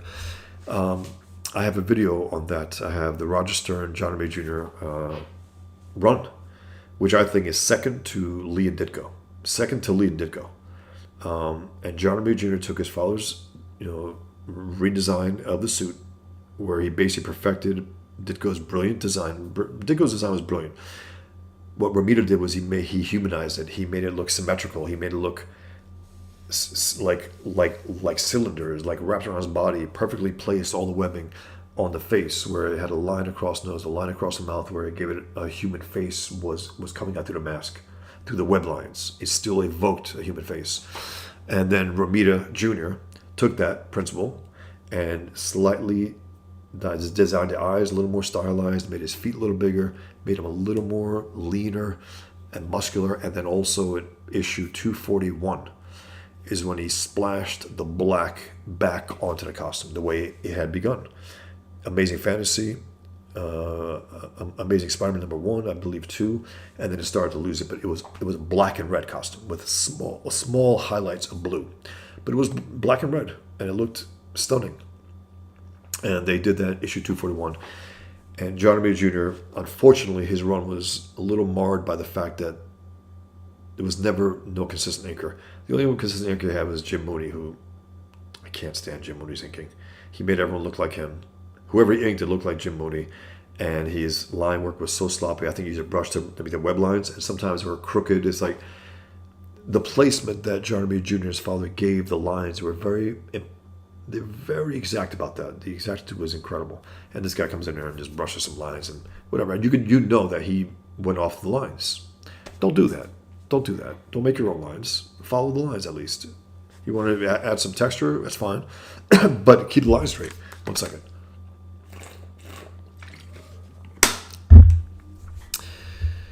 Amoral, fat, 40 ounce, you're the kind of person who should be so successful that would never even know my stupid screen name. That's so funny. No, I enjoy this, guys. And I appreciate you guys going back and forth. I enjoy this. This is all new to me, so it's very, very cool. Porkon says, Johnny B. Jr.'s Daredevil run with NSFD had his storytelling on point and action like Cannon Films. Luck, man. And then, what happened was he was very disillusioned because he had been drawing Amazing Spider-Man and X-Men at the same time. And then he went to X-Men. And then he was supposed to go back to X-Men, right? Took a little break. And they wouldn't let him back, and he was pissed. He thought about quitting the industry, and then he was asked by Ralph Macchio, the editor. He said, look, what do you want to do? Because he knows that his father loved drawing Daredevil. His father didn't want to leave Daredevil to do Spider-Man, but Ditko left, and that's why Stan Lee said, okay, I want to move you over to Spider-Man because he's too popular. I want someone good. And he tried to get Romita to make the characters look less handsome and less beautiful and so on, but he couldn't do it, so he goes, all right. Anyway, Romita said, okay, I want to do Daredevil, and I want Al Williamson as my anchor, and I want to do full pencils. They said, okay. He was like, what? He was shocked, actually, because he didn't think he'd get all that, but he did. And it took his art to another level. His Daredevil run was fantastic. And then, of course, the Man Without Fear run with Frank Miller, which is his favorite of all time. Favorite. What I want is the artist edition of Daredevil, Man Without Fear. I want that. Please let it happen. Show some pencils, but the inks by Mazzucchelli, absolutely. By Al Williamson. They were so good together. Dan Green was a great inker for Romita on X-Men. He was great. He had a beautiful brushwork, and he was great. He did 2 issues of Amazing Spider-Man as well prior to the X-Men. And then Bob, how do you pronounce it? Wyachek, maybe? He did a good job over Paul Smith and a few issues of John Romita Jr. Okay, so Rolling Case is correct. Albania is 10% Catholic. Yeah, mostly Sunni. Yeah, mostly Sunni and 10% Catholic. And then, atheists, communists, clearly. Porkun says, Syria about to become proxy for Turkey, so Sunni-driven now. Erdogan needs taken out after Khomeini. That guy's a troublemaking piece of shit. He really is. He really is, Erdogan. You know, Turkey used to be a relatively European, more leaning, civilized country. He's been pushing it towards Islam more and more and more and more and more. You know, Ataturk, you know, the original, I guess, leader from the 20th century, he wanted to modernize Turkey, right? He wanted men to wear hats. He wanted women to wear, dresses and all that, and not as covered. And he wanted to force religion at the bottom of the ocean, as he put it. That's why it was a little more secular, a little more European. But once you allow this guy who believes in Islam, it's over. I mean, that's why Turkey has gone downhill for the last decade or two, completely. Rolling case, I think Albania is 40% Muslim in total or something like that. I think more, but I've never been there. This is at least just from what I gather. Rolling case says, out of curiosity, do you have an opinion on the Albanian writer Ismail Kadir? I don't know. I don't know him. Tutorial Slave. Hello, Tutorial Slave. Greetings from Germany. Greetings. I'm very impressed with your outspokenness on Islam. Thank you. How do you feel about the depiction of fatwa or something like Curb Enthusiasm? Love it. Love it. I'm a fan of Curb Enthusiasm, fan of Larry David, but he's such a leftist asshole, outside of his show. In the show, he's a leftist asshole too, but he's funny. And his situational comedy, the awkwardness, the cringe factor, second to none. And that season about the fatwa, one of the best seasons of television I think I've seen in years. Generally funny and ballsy. Funny and ballsy. And when he sat down with Salman Rushdie to get tips because he had a fatwa on him because he was doing the play fatwa, right? And the Ayatollah gave him a fatwa, so he went to Salman Rushdie at his home prior to Salman Rushdie being attacked, a few summers ago. And he goes, he went there with a fake beard, glasses, and a hat and all that. And he goes, "What are you doing?" He goes, "Larry, don't be a pussy." He goes, "You have to embrace the fatwa." He was talking about the benefits of having a fatwa on you. He called it fatwa sex. It's the best sex. He's like, fatwa sex. Huh. To use it as an edge. And it was funny, after the Mama cartoon contest that I won, there was a cartoon, I can't find it now, but it was hilarious. A guy at a bar, right? And a woman was asking, "What do you do?" I'm a cartoonist. She goes, "Really?" She was turned on, which I thought was hilarious. I thought the guy drew me. I don't know if he drew me, but it was a meme of someone with a wheelbarrow and with their balls on it. It was, "That's you, Bosch." I got some nice comments, during that time. But yeah, loved it. Loved that season. I mean, I loved all the seasons. I mean, it's an entertaining show, but that season, the ballsiest and funniest. Really funny. And then at the end, I think the end of the season, Muslims chasing him. And that's how the season ends. Muslims chasing him on the street to kill him. Rolling case says, if DC wants money, they need to scrap the Black Suit Memo. Yeah, they should, but they're idiots, so they might keep it alive. We'll see. Poor Cunt says Muhammad was a white-skinned ginger. I heard that as well. He dyed his beard at least red. He did dye it red.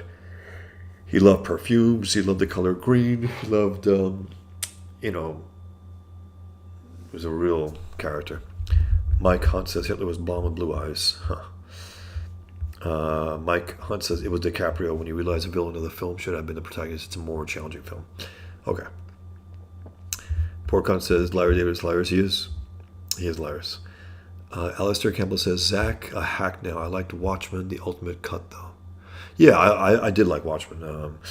Overall, I couldn't stand when Dr. Manhattan goes into this club and slaughters people and the blood's flying all over. It's like, that's just stupid. It's just stupid. It's just gratuitous crap. But elements of it were very good, and the ending was smarter than Moore's alien thing. It was smarter to pin it on Dr. Manhattan. If you haven't seen it, check it out. It's worth it. I did watch Watchmen, the recent one, the recent release of Watchmen, Chapter 1, the animated. It's good. I don't know. I haven't heard people talk about it, but I love the animation. I think it's really stylized, really well done. Great movement. It's like a very natural movement. Good voices. Okay, good voices. But Titus Welliver, who plays Detective Harry Bosch, it's a great show. He does a voice to Rorschach. He puts on a little too. It's too much. It's too much. He has a great voice to begin with, Titus Welliver. Keep your voice. Make it slightly gravelly, maybe. Don't drink water for a bit, maybe let it go, but why do you put it on like that? It's unnecessary. Completely unnecessary. It gets in the way. It's distracting. It's like Megyn Kelly. She's distractingly attractive sometimes. I watch her show. I'm like, it might be better if I listen because I can, get more of the information. Mike Hunt says Superman needs to be optimistic. 100% he has to be. That's why there's not been a good non-animated film since Reeves. True. I love Henry Cavill. I think he's great. I think he was itching to play a more positive, hopeful Superman, and he was wanting to do that when he was going to be brought back, and then James Gunn came in and basically fired him.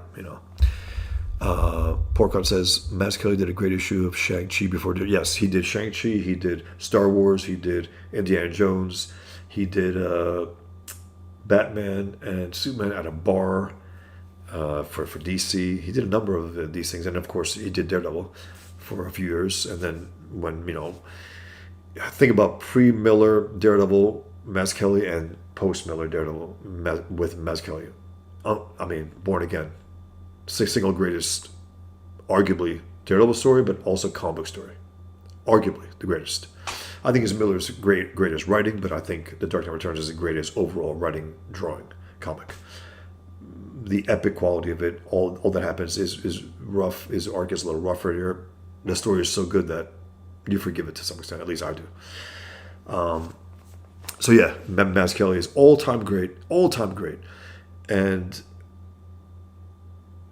Alex Toth to me is the greatest comic book artist of all time, and I have 17 videos so far in my Alex Toth series. I'm probably going to end up having 30, if not more. Trying to make the case, and I believe I'm doing a pretty good job of it. I know it's a fact. You might not know it. You might have your favorites, and I got my favorites too here and there, But he's the greatest, the most innovative, the one who gave a fuck more than a lot of other guys. I love Jack Kirby.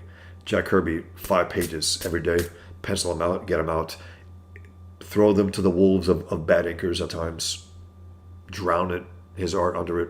No. Toth, at a certain point, was inking all of his stuff. Nobody inked Toth better than Toth. Nobody. There's something to be said about that full work. Porkon says Aster's Polyp was magnum opus 100%. But we're going on 15 years now. Come on, David. Come on.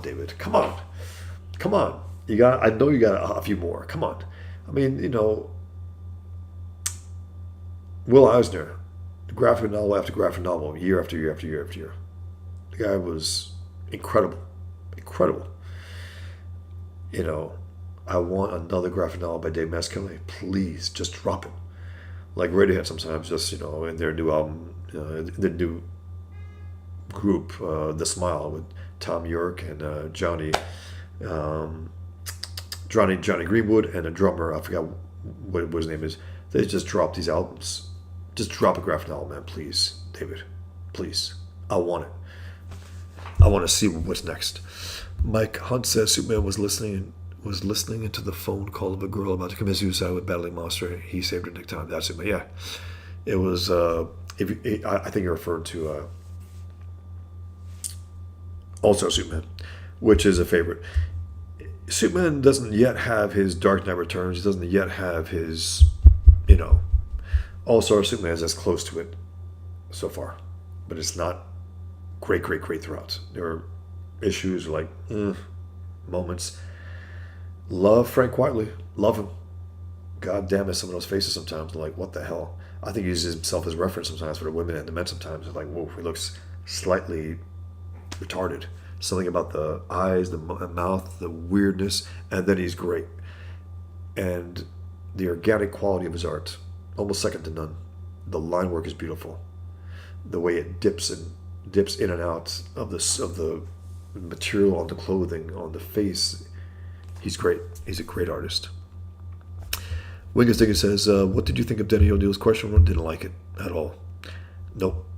And I'll tell you why. I personally really liked it and felt he didn't disrespect the character. I think he did. Even though he clearly disagrees with philosophy. Yeah, I think he did. Because he took a character that is a black and white character. That is, thanks, Wallypuss. Best test stream ever. This turned out great because you guys, I mean, really, I was just going to test it out, but you guys started talking and started, boom. Thanks, guys. This is on you, so thank you. If you like it, take credit. Wingus Dingus says, what did you think of Denny? Yeah, didn't like it. I think he was hostile. I think his question was a hostile series. Hostile against Ditko. And what the character is, the core of the character. It was, he made him into some kind of hippie, some kind of mystic. And Dennis Cohen, hit or miss to me. He tries to do his Bill Sienkiewicz thing at times, and it's like it's not quite there. He's not Bill Sienkiewicz. And then he tries to be conventional, back and forth. It's off.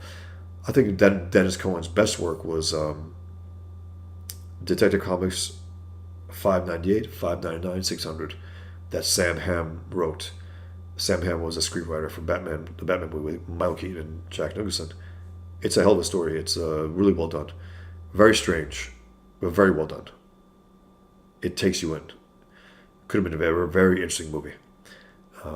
Creepy elements in there, but really good. So yeah, I didn't like it. I don't like Denny O'Neil. I don't like his writing. I think he's very lame.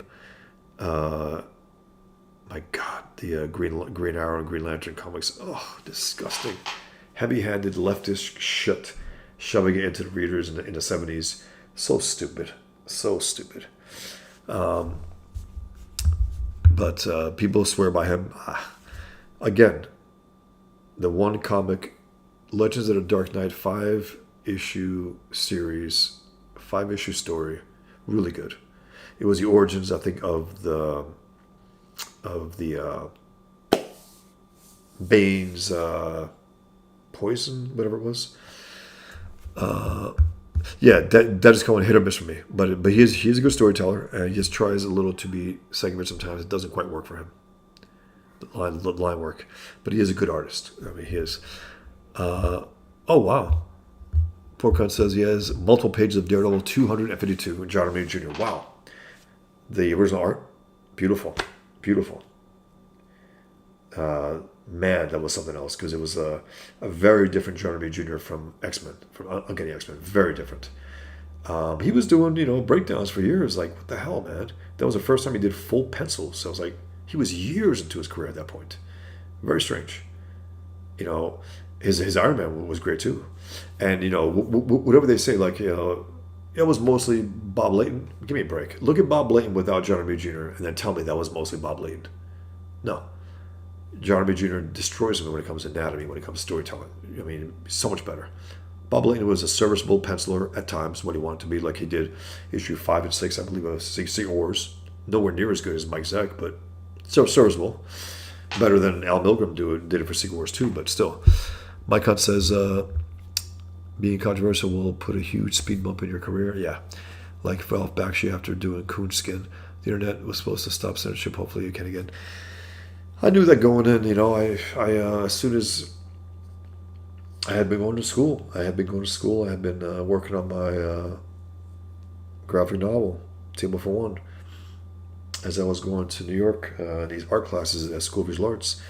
9/11 hits, and that's it. I said, I have to respond to this. And I knew, I'm probably knocking out my mainstream comic book career. I probably am. But, follow the truth to wherever it leads and get these bastards, at least in my world, in my fictional world, at least I can make the bastards pay. Poor cunt says, moderate Iranians want the Shah's son to come back and lead. Probably, yeah. They probably refer to themselves as Persians as well. Ego, the drag cop, Palestinian chicken was hilarious. I mean, it's so fucking funny. Oh my God, you got these two Jews that go into the chicken restaurant, the Palestinian chicken restaurant, and they're like, it's so good, I can't resist, Yeah, they hate us, they want to kill us, but it's too good. It was too good to resist. Hilarious. Trevor says, what about Matt Barr's weak-ass cartoon? Yeah, he drew himself, I think. It looked more like him than me. Yeah, Brazil me on a certain level, sure. But I think it looked more like him. I think he used himself as... and that guy is truly, I mean, hey, head wound, you know. He tried to be reasonable once, twice, and then he just snapped completely. I said, all right. And I haven't blocked him or anything. It's like he's a character, you know. He's a real character. Porkhunt says, I have Curb Your Enthusiasm season 1 to 8 collected, but no season 9. Yeah, it's a really worthwhile series, you know, and he is generally funny. Generally funny. Porkhunt says, what do you think of Lindelof's I Couldn't Stand It? I couldn't finish it. Dave Gibbons was on production and created the new characters. Oh my God, it's embarrassing.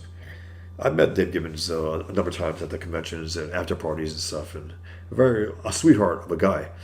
But I think he's a pushover. I think they shat on the book, you know, making the followers of Rorschach the white supremacists. That Lindelof is a piece of shit, and making Dr. Manhattan make himself black.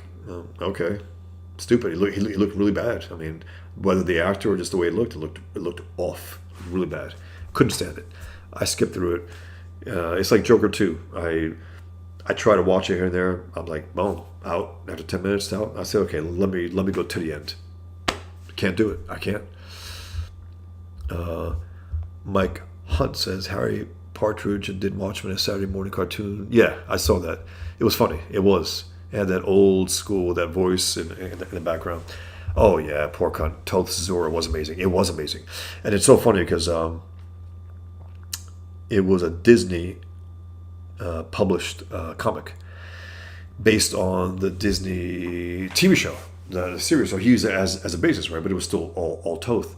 And at a certain point, he was trying to get them to be a little more, let the reins off him a little more, let him, you know, do his own interpretation, own dialogue, and they wouldn't let him. He goes, all right. So he hacked it out. And his hacking is still great. You know, if that's hack, hey, you know, that's amazing. Tutorial Slave, thank you for your intricate and detailed response. Thank you. Speaking of Watchmen, have you watched the HBO sequel to the graphic novel with Dr. Manhattan Return to Earth? If so, does it have any redeeming qualities in your view? If you're talking about the Lindelof thing, I couldn't stand it. From the opening, it was like, oh, okay, this is what they're doing.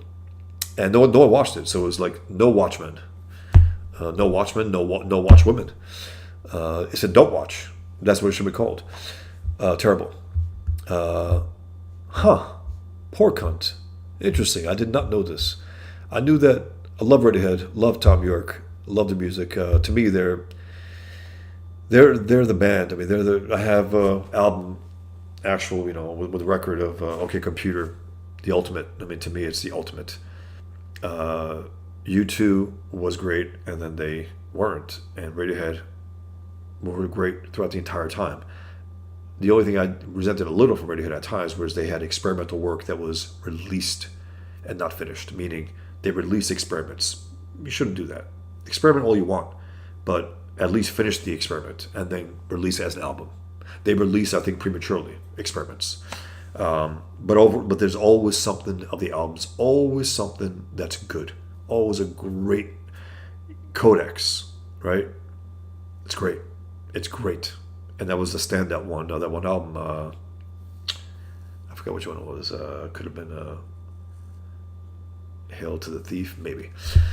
But Porkhunt writes, they're trying to cancel Radiohead because Tom York is very pro-Israel. That's great to hear. I really appreciate that because I know that they can be really stupid when it comes to their politics about global warming, all that bullshit. I'm glad to hear that because it's a tough position to take today, especially for a guy, you know, who wants an audience, who doesn't want to cause controversy. I respect that. If you can send a link or anything, or on X, if you can, or YouTube in a comment, please. If there's a link to something that he said or did, or a story about it, I'd love to hear it. To me, music, right? To me, it's the most emotional work, the most emotional art. I gotta say something here. You might think it's a little weird, but I think it's true. I get goosebumps like nobody I know. And if you look at me, you might think I'm blonde, but I'm a redhead. as older, probably, I've turned blonde, but I'm a redhead. And redheads have, our physiology is a little different, more sensitive to sound, true, to pain, to needles, to a lot, to heat, to cold, just am. They call it a superpower, like, I don't know, overly sensitive. And therefore for music. And I can feel those goosebumps popping more often than I'm in cars with friends sometimes and family, and I get them and they don't get them. And it happens enough where it's like I'm the only one getting them. And so I'm a little more attuned to it, a little more sensitive to it. So it helps me, especially as an artist. I think it gets me a little more immersed in my work. I can feel it more. My own work. I get very engaged in my work. So the point is that Radiohead, like no other band, gets me that. If I was to classify, I don't classify my music, but if I were to classify music that I like, it's alternative. And the only reason why, it's not because it's alternative. Alternative music is where the songs that are the bands and songs that are unclassifiable end up. And the reason why it ends up there is because it's not conventional, it's not typical, it's not pop. It's off the mark a little, it's off the grid a little, more individualistic. That's why I end up liking quote unquote alternative music. That's it. Radiohead, the Adiers, check out the Adiers if you haven't. They're a Canadian group, they're great. The Smiths, great. U2, early U2, even later U2. Every Break and Wave is a great song. And then they released a few songs in the last few years. I mean, they're so bad that I regret almost, a part of me is like, I can't like them anymore. That's how bad they were, how poppy and stupid they were, pathetic. And their politics are shit too. But Radiohead is, and then you got, Travis, some great stuff. You have Cake, fun. I mean, really fun. Let me throw some stuff down here. 1 second. Let me show you a lot of stuff here. Muzz, check out Muzz. It's a guy from Interpol. He has his other band on the side, the Flaming Lips. Let's see, Haley Barry, who's from the Jezebels, right? Check this out. The Jezebels is a great band. The Brink, check out The Brink. I think one of their last albums, great album. She's a singer and a songwriter, right? Me and the woman I was with years ago had a podcast. We had her on, and we're talking to her, and we just asked her a question: "Have you read Atlas Shrugged?" And she said yes. She loved it. We're like, whoa. And what happens recently? She puts on a MAGA hat. She's from Australia. She puts on a MAGA hat, posts it on Instagram, and gets canceled. Blown up. She knew she was blowing herself up. She's tired of this shit. And she does an interview with Australian Sky News Australia, maybe. Rita Panahi and others are on there. They're great. So she does an interview, and she even says this. She goes, look, there's some woke stuff that I believe in. She goes, no, actually, I don't believe in it. And she's a doll on top of that. Love her music, love her voice. And she deserves our support. How rare is it for any artist, especially a woman, to be blunt, to go out there and put on MAGA and say F you to everyone. She's not even, let's just say, she's not a voter of Trump. Clearly, she's in Australia, but still, she's sick and tired of this, cancelization of the left. And of course, her bandmates condemn her, that they're all about love. And yeah, sure, they condemn her. It's like, you're about love? Why don't you love your lead singer? Who would you be nothing without? She makes the band. Again, check out The Brink, the album. Great album. Great. From the opening. Art says, so again, Porcon, if you could have a link or something, I'd love to see it. Love Tom York. I mean, second to none. His voice. Second to none. Second to none. The most versatile. Incredible. OK Computer. I mean, all their albums. I got all their albums, but I got their side one stuff, Pearly. I listened to Pearly the whole day. That was a side song that's better than most major songs from bands. Pearly, it's great. Art, what do you think about Superman Earth One? Are you talking about the one that Shane did? I didn't like it, and I didn't like Shane's art in there. It's years ago. I just didn't like the emo type Superman. I like Shane's art now. I mean, I like his. I just got Inglorious Rex #1. I looked through it. Can't wait to read it. It looks great. It's a lot better than it was then. I didn't like a little limpy, a little off looking, the hair morose almost, from what I remember at least. I like Batman Earth One with Gary Frank, who's a Gary Frank kept me reading Doomsday Clock because I don't know what the fuck Jeff Johns was doing in there. I don't know what he was doing in there, but the art kept me going. I'm like, okay. Jeff Johns was pushing that one gay storyline with that actor. I was like, okay. I don't know. It wasn't great. But, Pork says, best work is We Three. Love We Three. Beautiful story, beautifully told. The art in there is fantastic. It's so organic. There's something about also Quietly and Radiohead. There's something there, a confluence. The individualistic style, the organic quality, a little before his time type thing, and then ugly at times. Alistair Campbell says Watchmen Chapter 2 sticks to the original Alan Moore ending. Okay, I enjoyed the animated Watchmen. Yeah, I watched part 1. Really good. And again, the animation is great. The style is great. Cleaner than Dave Gibbons' art. The voicing is great. Again, I love Titus Welliver. What the fuck, man? It's not necessary. It's just not. Tutorial Slave says, thank you for a detailed response. Do you have any similar themed comics or even spin-off sequels to Pigman and in pipeline? Or would you consider branching off into other narratives? I'm adapting The Fountainhead for the last 2 years. Moving on it pretty healthily right now. So whatever you think I'm doing, right now, Pigman, and I am, relaunching and stuff, I'm doing that as well. And I got other ideas. I have 2 other stories which are a little down the line, which I had a chance to discuss with someone close to me the other day. It was a great opportunity to just remind them, what I'm doing. So yeah, it's Pigman. I think his story is a very limited one in a sense where he's an older guy. You meet him in his 40s. He's in his 50s by the time he's in the hunt. He's like, look. No Dark Knight Returns. I don't think it's Pigman the way he is. It just isn't. I mean, look at this. Let me just show you quick. You might get an idea what I mean.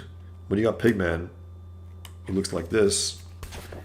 I'm not saying it's a direct thing of Dark Knight Returns, but that big beast of a man.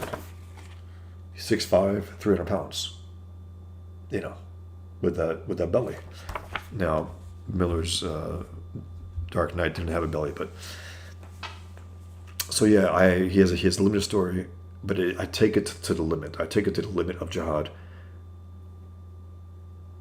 nuclear jihad. Let me just say that, and what might happen, and what might be able to. Anyway, I can't tell you too much, but let's just say it gets to the point where it gets incredibly dire,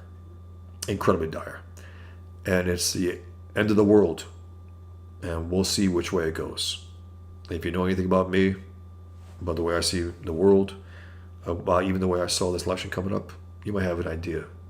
But don't assume anything at the same time. Because it's not locked in stone either. There are elements where I can veer off and say, okay, I might do this or this, but I have the general basis of what's coming. It's exciting. And again, it's the Dark Knight. When that nuke goes off, Corto Maltese with the Soviets, remember that? Something along those lines, but let's just say I handle it a little differently than the conventional way those things are usually done. A more ruthless way, let me say that. The reaction to it, at least. So yeah, there's a lot of stuff I have in mind for the future. But right now, I got outside of Pigman, I got three other stories. One I'm working on currently, and then two I will do after Pigman's done. And then of course there are a lot more after that. So long as I'm healthy and I'm here, I will continue writing and drawing graphic novels. And to me, the ultimate role model for cartoonists is Will Eisner. That's the ultimate role model. The ultimate. The ultimate. While I was told this, I think the greatest comic artist of all time, I think the ultimate role model is Will Eisner, a guy who started comic strips and did, The Spirit, right? And then did a lot of other stuff and then gave birth to the graphic novel. That's his thing. He's the guy who refused to not be taken seriously. Whereas the other guys, like, yeah, these just throwaway comics, pamphlets. He didn't see it that way. He wanted to take it seriously. And that's why I'm particularly honored that I'm nominated for a Will Eisner Award, an Eisner Award, the Oscars of comics. I mean, think about that. Right out of the gate, table for one. I mean, it's incredible. Mike Hunt says, there's a quality to amateur art sometimes. In the absence of the rules, they aren't bound by them. I think it's worth it for artists to learn the fundamentals and draw much later. Yeah, I think so too. I think so too. I think, that one principle of draw 10,000 bad drawings out of you before you start doing good ones. There's truth to that. Not technically speaking, of course, 10,000, but draw your ass off as much. But also one thing, write your ass off and read a lot of books on writing and read a lot of books. Or else you end up like Everett July. You have to read. You have to understand the story. You got to go to seminars. You got to go to courses. You got to read books on writing. You got to go to a guy like Everett July would have benefited greatly from going to a Robert McKee course more than me, for instance. Whereas I was always writing, and I was always thinking I can get better and better. When I went to at least when he was still having them, Robert McKee, the story seminar, which is a 3-day intense, basically 12-hour day, 3 days in a row. Don't get much sleep, and you're focused on the fact that this guy is just kicking away at the principles of storytelling. And I remember I was speaking to Leonard Peikoff at one point, who took his course, and I was like, yeah, I took his course too. He goes, I said, did you like it? He goes, no, not really. I said, why? He goes, I don't know. I didn't really learn much. I said, did you have a story in mind, a concrete story, yours? He goes, no. I said, well, that's the problem, because if you had your own particular story, everything he's saying gets funneled into your story. Everything makes more sense of what he's saying, the principles of what he's saying, when it becomes, basically it becomes, what's called? Ayn Rand discussed this. The concretization of this, and damn it, everything he's saying basically fits into your story. When he's talking about the inciting incident, I'm like, okay, I know that in my story, and so on, the climax, the characters, boom. And I'm thinking of particular, very concrete characters. So that's when his thing worked. And for guys like Everett July and other guys who aren't that talented, or not talented at all, actually, they can benefit from it because they can at least get an idea of, okay, if I do this and this and this, I might be good at it, like a cookie cutter type thing. They need that because there's a lack of talent. You can tell he doesn't read either. This guy dove into something headlong without even doing his homework. It's embarrassing. To be honest, I assumed he was busting his ass to try to learn how to make comics before he made them, right? I assumed. So I fell into it also. I said, okay, cool. Let's give this guy a chance. Read it. I'm like, what? Fell asleep one time reading it. Not good. Mike Hunt says, didn't Picasso spend his last years trying to draw like a child? I wouldn't know. I don't like Picasso. I wouldn't know. Bane used Venom. Yes. Okay, so that might have been a story, Mike Hunt. It might have been called Venom. Maybe. I don't know for sure. It was... Daniel O'Neill wrote it. Trevor Von Eden penciled it. Or Ruff broke it down. And Jose Luis Garcia Lopez, the great artist, did the finishes. Good story. Daniel O'Neill was hitting on all cylinders. For whatever reason, he really was far better than he was normally.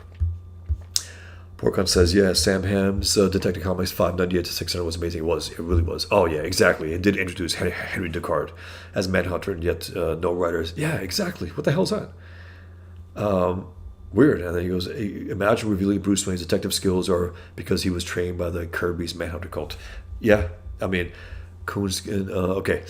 And then, of course, Christopher Nolan, being a smart guy that he is, and his brother Jonathan Nolan said, "Let's bring in Henry Ducard into this and make him to Ra's al Ghul and Henry Ducard, a double meaning." It's awesome. It's awesome. Mike Hunt says, "Coonskin is excellent, by the way. Excellent, by the way. Only a dummy would think it's about denigrating blacks." Okay. Yes. Mike Hunt, Franklin was the priest in the city. Yeah, he was a priest in the city movie, but it was so stupid because Robert Rodriguez didn't say, cut, Mike. I mean, Frank. Be clear. Don't say Rock. Remember that? Say Rourke. The character's name is Rourke, not Rock, in a very whispery way. And he said like Rock. He's like, "What did you say?" I assumed because I knew the comic that he was saying Rourke, but it was like bad, very bad. But that first Sin City was really good, very effective, very like the comic. I mean, it was like one of the purest direct page to screen adaptations. It was great. And Sin City is great. Okay. The first one's great. Yeah, that Yellow Bastard is great. Both of them. And that's about it. I liked elements of The Dame to Kill For. I did. But those were the ones. His last great work was 300. That's really it. He busted his ass. Him as, Lynn Varley busted her ass too. That was the last great work. And it's like, God damn it. It's been years since then. 26 years. Like, come on, bro. I mean, what the hell? Instead of making these terrible covers from Marvel, tell some goddamn stories. He's a storyteller. Just keep writing at least. At least. Try to get back with Dick Maskelly and John B. Jr. or something, whatever, if you can't draw. He did. I mean, he got back with John B. Jr. for Superman Year One, which is, elements are good. It's not great, but elements of it are good. Some elements, but not great. Alistair Campbell says, "Matt Barr is beyond help. It ain't hate on. The guy he's the most hostile, belligerent guy, I think, in comics game. I think he's everything is a war. Every little goddamn thing. It's like, you can't always be like that. Who the hell has the energy?" Tutorial Slave says, "Table for One is Eric July's infantile obsession with disrespect done right down to a T." If you could elaborate on that, Tutorial Slave. Infantile obsession with disrespect. That's so bad. Always DTF says, "Just realized that you have now picked up some Liam Luck. Calls this short stream been going on for 2 hours. Hilarious." Hey, again, it's you guys. I just wanted to check in. You guys came. Glad you're here. Thanks for keeping it alive. I'm enjoying. I love discussing comics and philosophy and music, as I did. I don't really talk about music, but I love music. I mean, love it.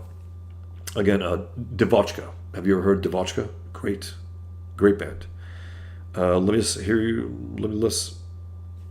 You might be able to hear this. Check it out.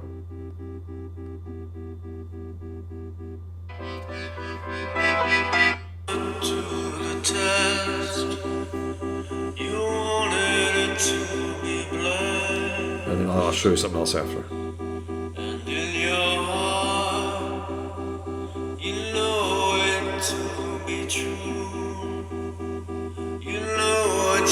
I assume you can hear it. I'm going to check out the other comments because I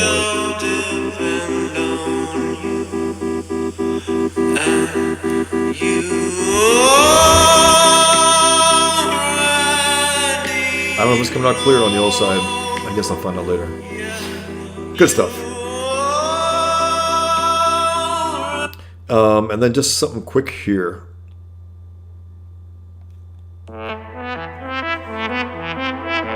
This is The Smile. It's Tom York from Radiohead and his new band with Johnny Greenwood, the guitarist, and then a drummer, also from a different band. I forget where he is.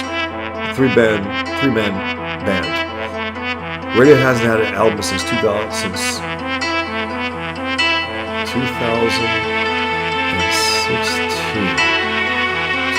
It's been that long, so his no official breakup, but I don't know, man. It's been a long time. I'd love to see it.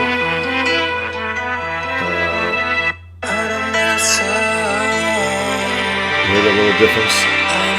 No one makes great turns. Nobody like Radiohead. Turns in songs. These turns. These very effective, emotionally effective turns. Let me read a few more, and then I think I will call it a night, actually. I was going to go on someone else's stream, but I think it's too late. But I got no regrets. Thanks for being here, guys. And again, if you guys are interested, I have 7 more package deals of the old Pigman comics that I've had for years now. And I'm not going to make any more copies of these. No more prints of these, because I'm going to start fresh with Pigman. This is, again, it's always been called The Infidel featuring Pigman. Now it'll be called Pigman. That's it. It'll be the first official Pigman. I'm not going to call it Pigman Special Edition, as I thought I would. No. It's called Pigman. Pigman number 1, 2, 3, 4, 5. And I think it'll be probably done by 5. Probably. Maybe 6, but because, again, each one will be at least 60 pages, if not more. Basically 2 issues in one. At least 2 issues, if not more. So these are the last ones. If you want to get it, it's at my store, boschfalls.com. Go into the store area. It's at the top of the store page. And I will not make any more prints of these. And believe me, when I say I won't make any more prints, I will not make any more prints of these. I know that every July I got caught up in some shit with that. But that's that. Because I want to, for the first time ever, I think I have an audience that, Comicsgate, that Ethan Van Sciver introduced me to his own audience, the Comicsgate audience that might be more open to something like this than the general public, because again, I had to go to other platforms, conservatives and whatnot, and objectivists, but you guys are comic book readers. You guys love comics, and you don't want shit comics. You want good comics. And if you can get comics that share your values, hey, even better. Even better. So let me read the last few here, and then I'm going to get going. All those ETFs, I just realized you not picked up some. Yeah, okay, funny. Okay, Wingus Dingus. Okay, we disagree. Good. I totally did disagree with you on O'Neill's question, but it's not something I can really fully justify in a YouTube chat. LOL. I get it. I just think that he was hostile towards the nature of the question, of Ditko's question. It's Ditko's character. He's an objectivist character. Ditko was an objectivist. He went to the NBI, school. He went to Nathaniel Branden Institute. He did go there. He was a donor to so many objectivist institutions. I corresponded with him, for a number of years. He's objectivist. And Daniel O'Neill is a leftist. And he tried to communize the question. He did. He absolutely did. We can, disagree. It's fine. I just didn't like it at all. Wingus Singer says, I'd agree with you if it was done with Mr. A, but I feel that the question isn't so purely objectivist that you can't have a writer with different philosophy express his own views from. I disagree with that because of this. The only reason why the question was not Mr. A, because it wasn't his self-published work. He had to have some perimeters around. He couldn't go as far as he went with. Basically, he couldn't have the question allowing guys to be killed and let them, and mercilessly, ruthlessly allow it to happen. Because that's, hey, you put yourself in a position, I'm not going to help you. He was the less of a pure version of Mr. A. That's what he was. So, I don't think, I think when you take on a character, I don't think you should change his fundamental nature, which is what he tried to do. And I saw it as a hostile takeover of a character. I really did. And I didn't like Daniel O'Neill. I didn't like his interviews. I didn't like the way he spoke. I didn't like the way he came off. I didn't like a lot of his commentary. I didn't like his Batman comics. They weren't that good. I mean, and also Neil Adams, overrated. Great at times and then horrible at times. His storytelling, okay. He was about rendering, over-rendering, right? And then his writing was horrific. But that's another story. What you're saying is maybe if I was an objectivist, I'd be more annoyed though. LOL. Possibly. I mean, I don't know if it's just because I'm an objectivist, but it's just that the question is an objectivist. He is. He's a black and white character, right and wrong, good and evil. He's not a mystic. He's not a hippie. He doesn't have a mullet. They gave a mullet in there. It's like, very 80s. I got it. I will say though, I got every issue. I didn't know, as much. RBM Entertainment, have you seen, okay, sorry. Porcon says, Bono is pro-Israel and getting attacked online. Nice that he's going against the grain of Irish Republicans. Okay, good. I've checked out a U2 over the years. They were great, and then they weren't. Have you seen this guy, Tick History? Are you talking about the one who writes about how Hitler was a socialist and the Nazis were National Socialists? If that's what you're talking about, yeah, I have seen. Son of what? A Minute, Mr. Postman. Oh yeah, the Deers are brilliant. Yeah, the Deers are great. Great stuff. Great melodies. Him and his wife, and Murray Lightburn, great voice, and even his solo stuff's pretty good. That first solo album, where he made it a point not to have any guitars in it. He wanted a completely different sound than the Deers, and it worked. I mean, it really worked. I'm very particular though, very particular. So I like 3 songs. That's about it on that album. And then he had a few rock solid ones. What's the one? 20th anniversary. They're celebrating it. I forgot what it's called. Anyways, great stuff. Lee Weiner says, I'm a professional musician. I'd love link you to it somehow, though I don't know if you'd like it. I have an instrumental album called Looking Up that has some stuff you might like. Yeah, I mean, I'm very particular about music. Unfortunately, I had this anti-jihad musicians who sent me stuff, and I didn't like it. I might agree with what they were saying in the song stuff, but I didn't like the whole thing. I didn't like the talking about jihad and Islam and Sharia law within a song. You can do it, you just don't have got to be so explicit about it. There's a way to do it. It's like, it's a tough thing to integrate all of your knowledge about Islam and jihad into a story. I was able to do it because I think I integrated it into my mind. I understood, and I was like, okay, I got to pick and choose here. I got to be very discriminating here. I got to make it entertaining and effective, and I got to use it well. All this knowledge that I have, I can't be didactic. Even though, again, you could read some stuff, say, "Whoa, man, it's a lot of Some of it is gonna be absolute conversation and debate back and forth. Absolutely.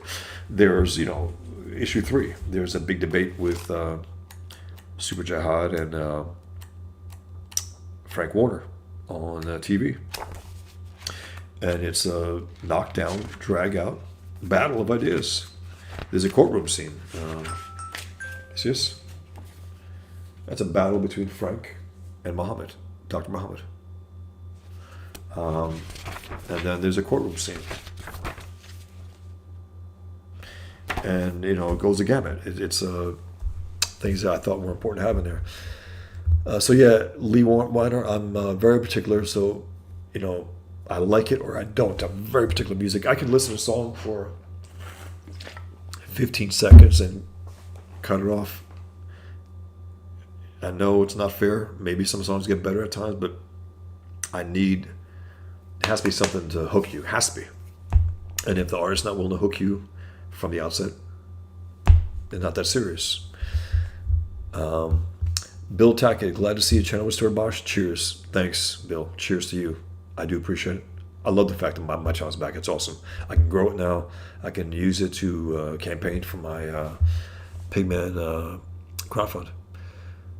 Lee Weiner, link some of my albums to you. I mean, you can if you're on X, you can maybe send me something. But again, if I don't respond, it's like, and I don't mean to be, I'm very particular. I'm an artist, so if I don't connect, I don't connect.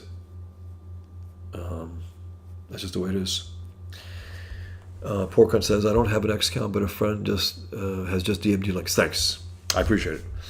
Very, very cool to hear. I did not know that about Tom York. I like that because again, it is taking a chance. It shouldn't be, but in this world we live in, it is taking a chance to side with Israel against the savage enemies. It is taking a chance, unfortunately. So good for him. Mike Hunt says the star of Shogun is an alternative musician. He's really good. Cosmo Jarvis. Alistair Campbell says, "Do you have any Scottish heritage?" I don't. As you are a redhead, there are more red in Scotland than any other country in the world. I mean, look, I haven't done I haven't found out exactly, but my parents were from Albania. They were both had dark brown hair. My grandmother, I think she dyed her hair red. I don't know where the hell I got it from, to be honest. But I look like my father. People see me as like, whoa. So I am my father's son. I mean, I don't think my mother was, going with Irishman or Scottishman on the side. Plus, they had a deranged marriage, as I call it. It's a arranged marriage, Albanians, they meet their spouses on the day of the wedding. Sick, crazy.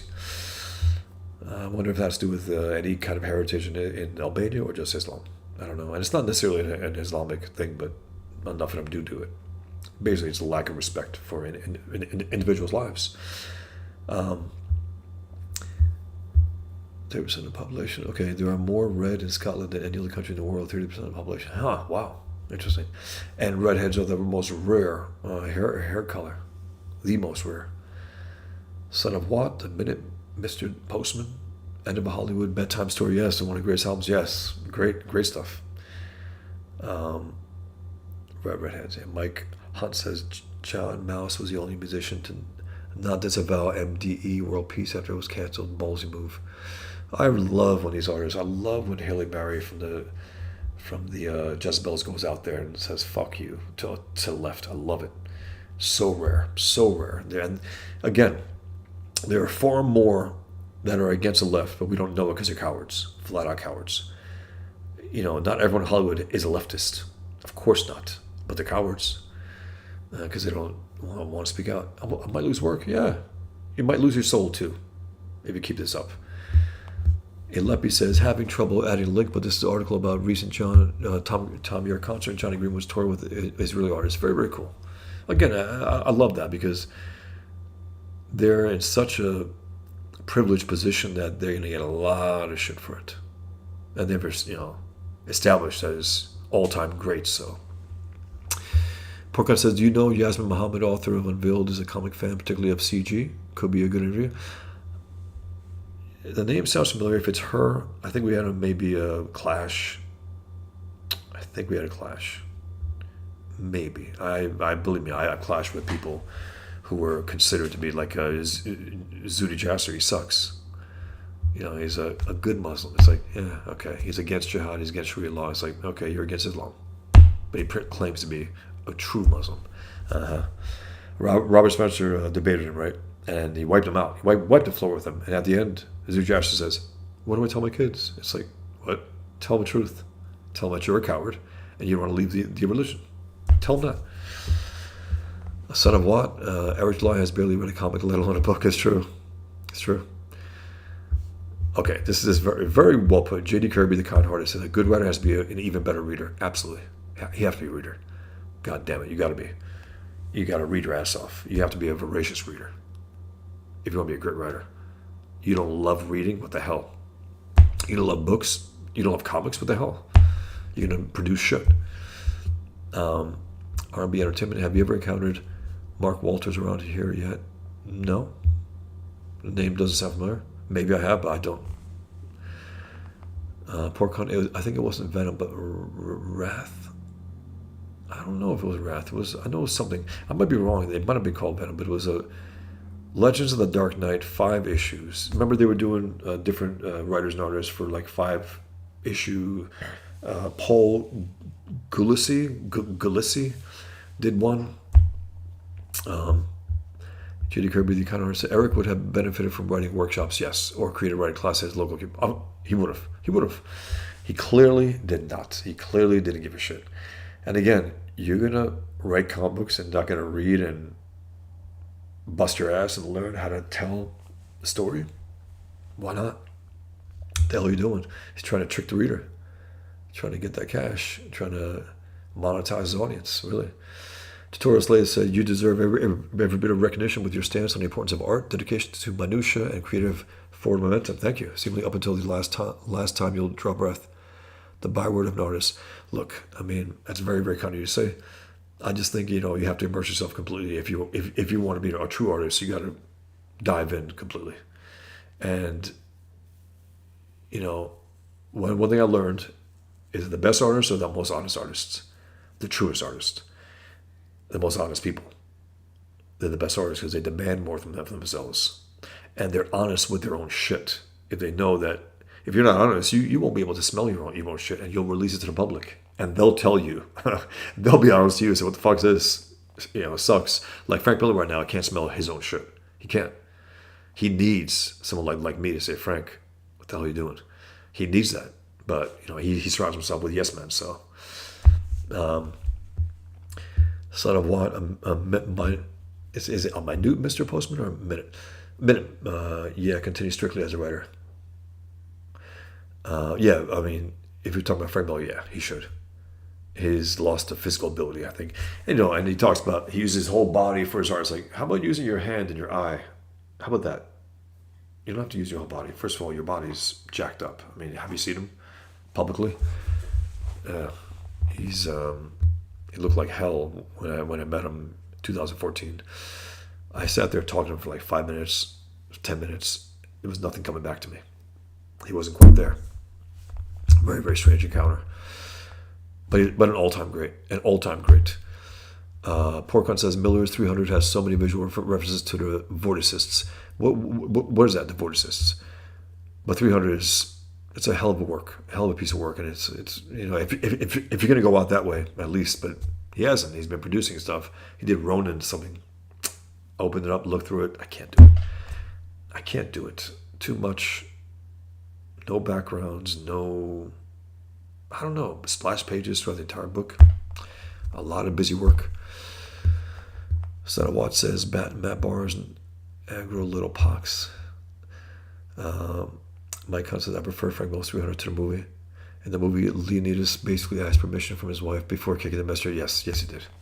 That's, modern Hollywood feud. That's Zack Snyder being a pussy. Leonidas would never have done that. He respected his wife. He loved her, yes, but he's not going to ask her, do I have your permission? Okay. No, he wouldn't do that. But one thing I did like, the difference between the movie and the graphic novel was this. When the messenger comes there and tells Leonidas to submit, Leonidas looks around, he goes, submission. That wasn't in the graphic novel. Submission. Think about the importance of that post 9/11. He goes, no. It's not something he does. It was a good connection with post 9/11. And that's, that's really what I think Miller was, that's not what inspired him, because he did it 3 years before 9/11, but I think that's what inspired maybe Zack Snyder to add that word at least in there, because submission was the word of the time, Islam. Mike says, I prefer, okay, sorry. Porcon says, when you draw scenes in comics, do you have music tracks in mind? I don't. I don't. When I write, nothing. Zero music. When I compose pages, nothing. I can't have that. I can't listen to anything. I can't do anything. When I just physically draw, because when I compose, I'm doing a lot of, it's thought work. When I'm writing, it's all thought work. Therefore, no distractions whatsoever. But when it's all laid down, when I have all the roughs down, when it's only physical act of drawing, then I can listen to music. Or radio, news, podcasts. I can do that. When I'm, lettering, no.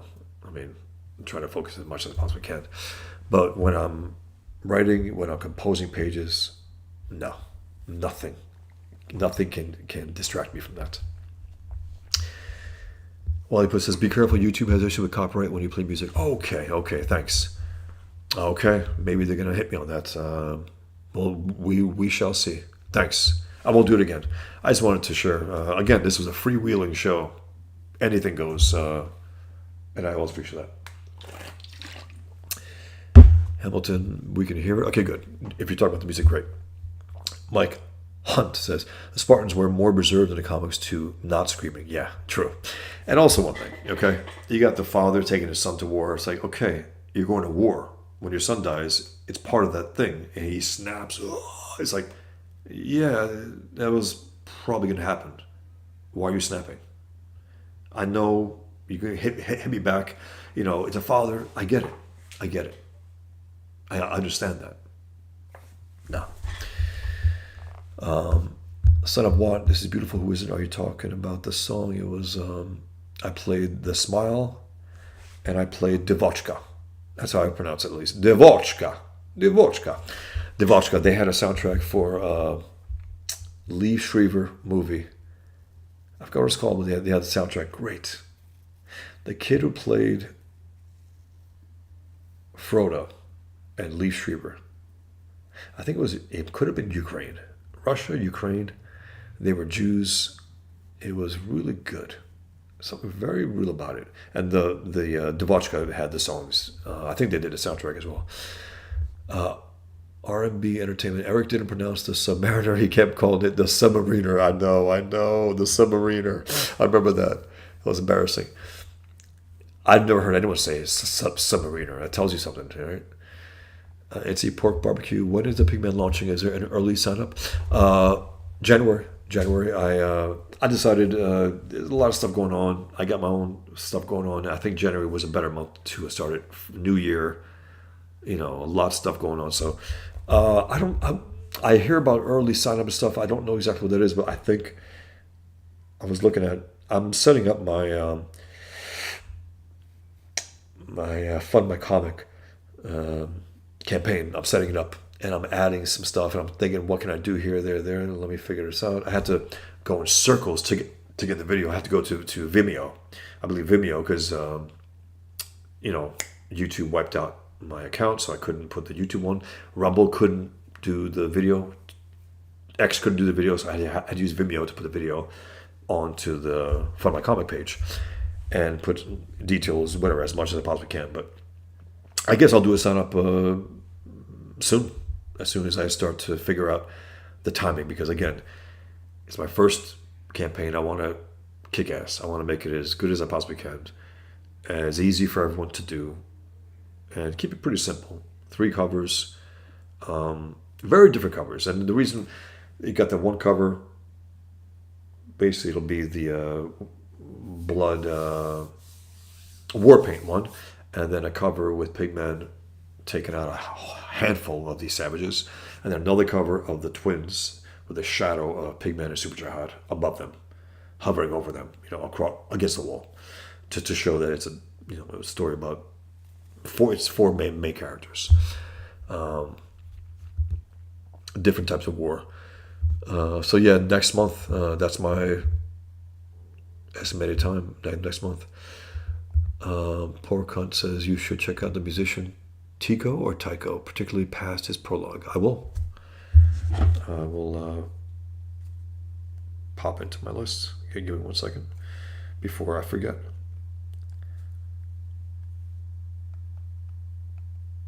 Okay, I'll check it out. Poor Cunt says continuity comics never produce anything worth collecting. I remember continuity comics. It's bad. I never was impressed with them. I know people always talk them up as like, again, I could see that the art for Muhammad Ali, Superman was great. There were aspects of it like, wow, really, really good. Outside of that, wasn't too crazy about his Batman. I just wasn't. Especially the later stuff. Oof, impossible. Winger's thing is that I don't mean to say that you're only annoyed by O'Neill's question because you're objectivist, rather that you would have a keener eye to where it gets a character wrong or is disrespectful. I just think, it was a hostile takeover of a character. He shoved his shit into the question. That's not a question. What he did, make your own, stupid hippie leftist character, communist character. Make your own. Why give Ditko's character that? Because that's what that's what he tends to do. He tends to commonize these characters the way he tried to do that with Green Arrow. Porkut says Rucka Rucka Ali is better for anti-Jaw songs because he is pure satire. Yeah. Hamilton Burger had got to have a good hook, yes, for music, absolutely. Pork Hunt, they are finding out a decent amount of Scottish clans are Jewish. One of the two first clans of Campbells had a rule against eating pork. Same for the Camerons. I expect they ended there after Spain. Interesting. Pork Hunt, no such thing as a good Muslim. The teaching is too twisted. Yeah, no such thing as a devout Muslim. That's good. There are non-devout lax Muslims who are good human beings who happen to be Islam. But the problem is that they're going to be corrupted by it. They're going to naturally navigate towards looking at others askance, at the least. Looking at Jews, with a side eye, looking at women a certain way. You can't help it. You're poisoned by it if you're around that. Porkon says, how long before Abdullah joins Nation of Islam? LOL. Who knows, man? He looks the part, right? Emerald Fat 40 ounce. Maybe you should call your live streams the test stream. Maybe. Or I'm just reading down and then I'll go. Did you ever look up the exit poll for the Muslim vote for Trump Kamala? I didn't, but I know that Muslims stupidly we're going to not vote for her and vote for Trump because she's pro-Israel. It's like, no, dummies. She is a whore. She will be, quote-unquote, pro-Israel and she's naturally pro-quote-unquote Palestine. And she'll be pro-Israel because it's politically, good for her. That's it. The reason why they didn't pick Josh Shapiro for her running mate is because it might piss off Muslims, the Muslim vote. That's it. So these idiots, they're stupid. And someone might have voted for Trump, but Trump doesn't pander to them. He doesn't. The closest he ever came was when he stupidly, years ago, after I won the Muhammad Cartoon Contest, and the guys tried to kill us, he went to radio shows and TV shows and trashed us. He goes, what are they doing, draw Muhammad? Come on, what are you doing? So I drew me drawing him as Muhammad and say, can't you guys draw something else? I said, sure, I'll draw you as Muhammad. Pissed me off. But he hasn't done that stupid thing since. He really didn't. He's been pretty good about free speech. But he hasn't pandered. He did it twice behind closed doors because it was some iftar dinner in the White House. So stupid. He called Islam a great religion. He also called Islam a great religion in Saudi Arabia. Why?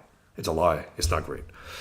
But again, I don't think he believes it. I think it's absolute bullshit on his part. Political bullshit. Whereas Obama will say it with conviction. He's a communist who loves Islam. He's the only ex-Muslim I've ever known who still loves Islam. Very strange. Pork on Vorticism was a London-based modernist art movement formed in 1914 by the writer and artist Wyndham Lewis. Okay, thanks. I never heard of that before. Wingus Dingus, Frank Miller needs to be in a Spider-Man movie as the Vulture at some point. Oh my God. Or at least as a cameo. That's a great...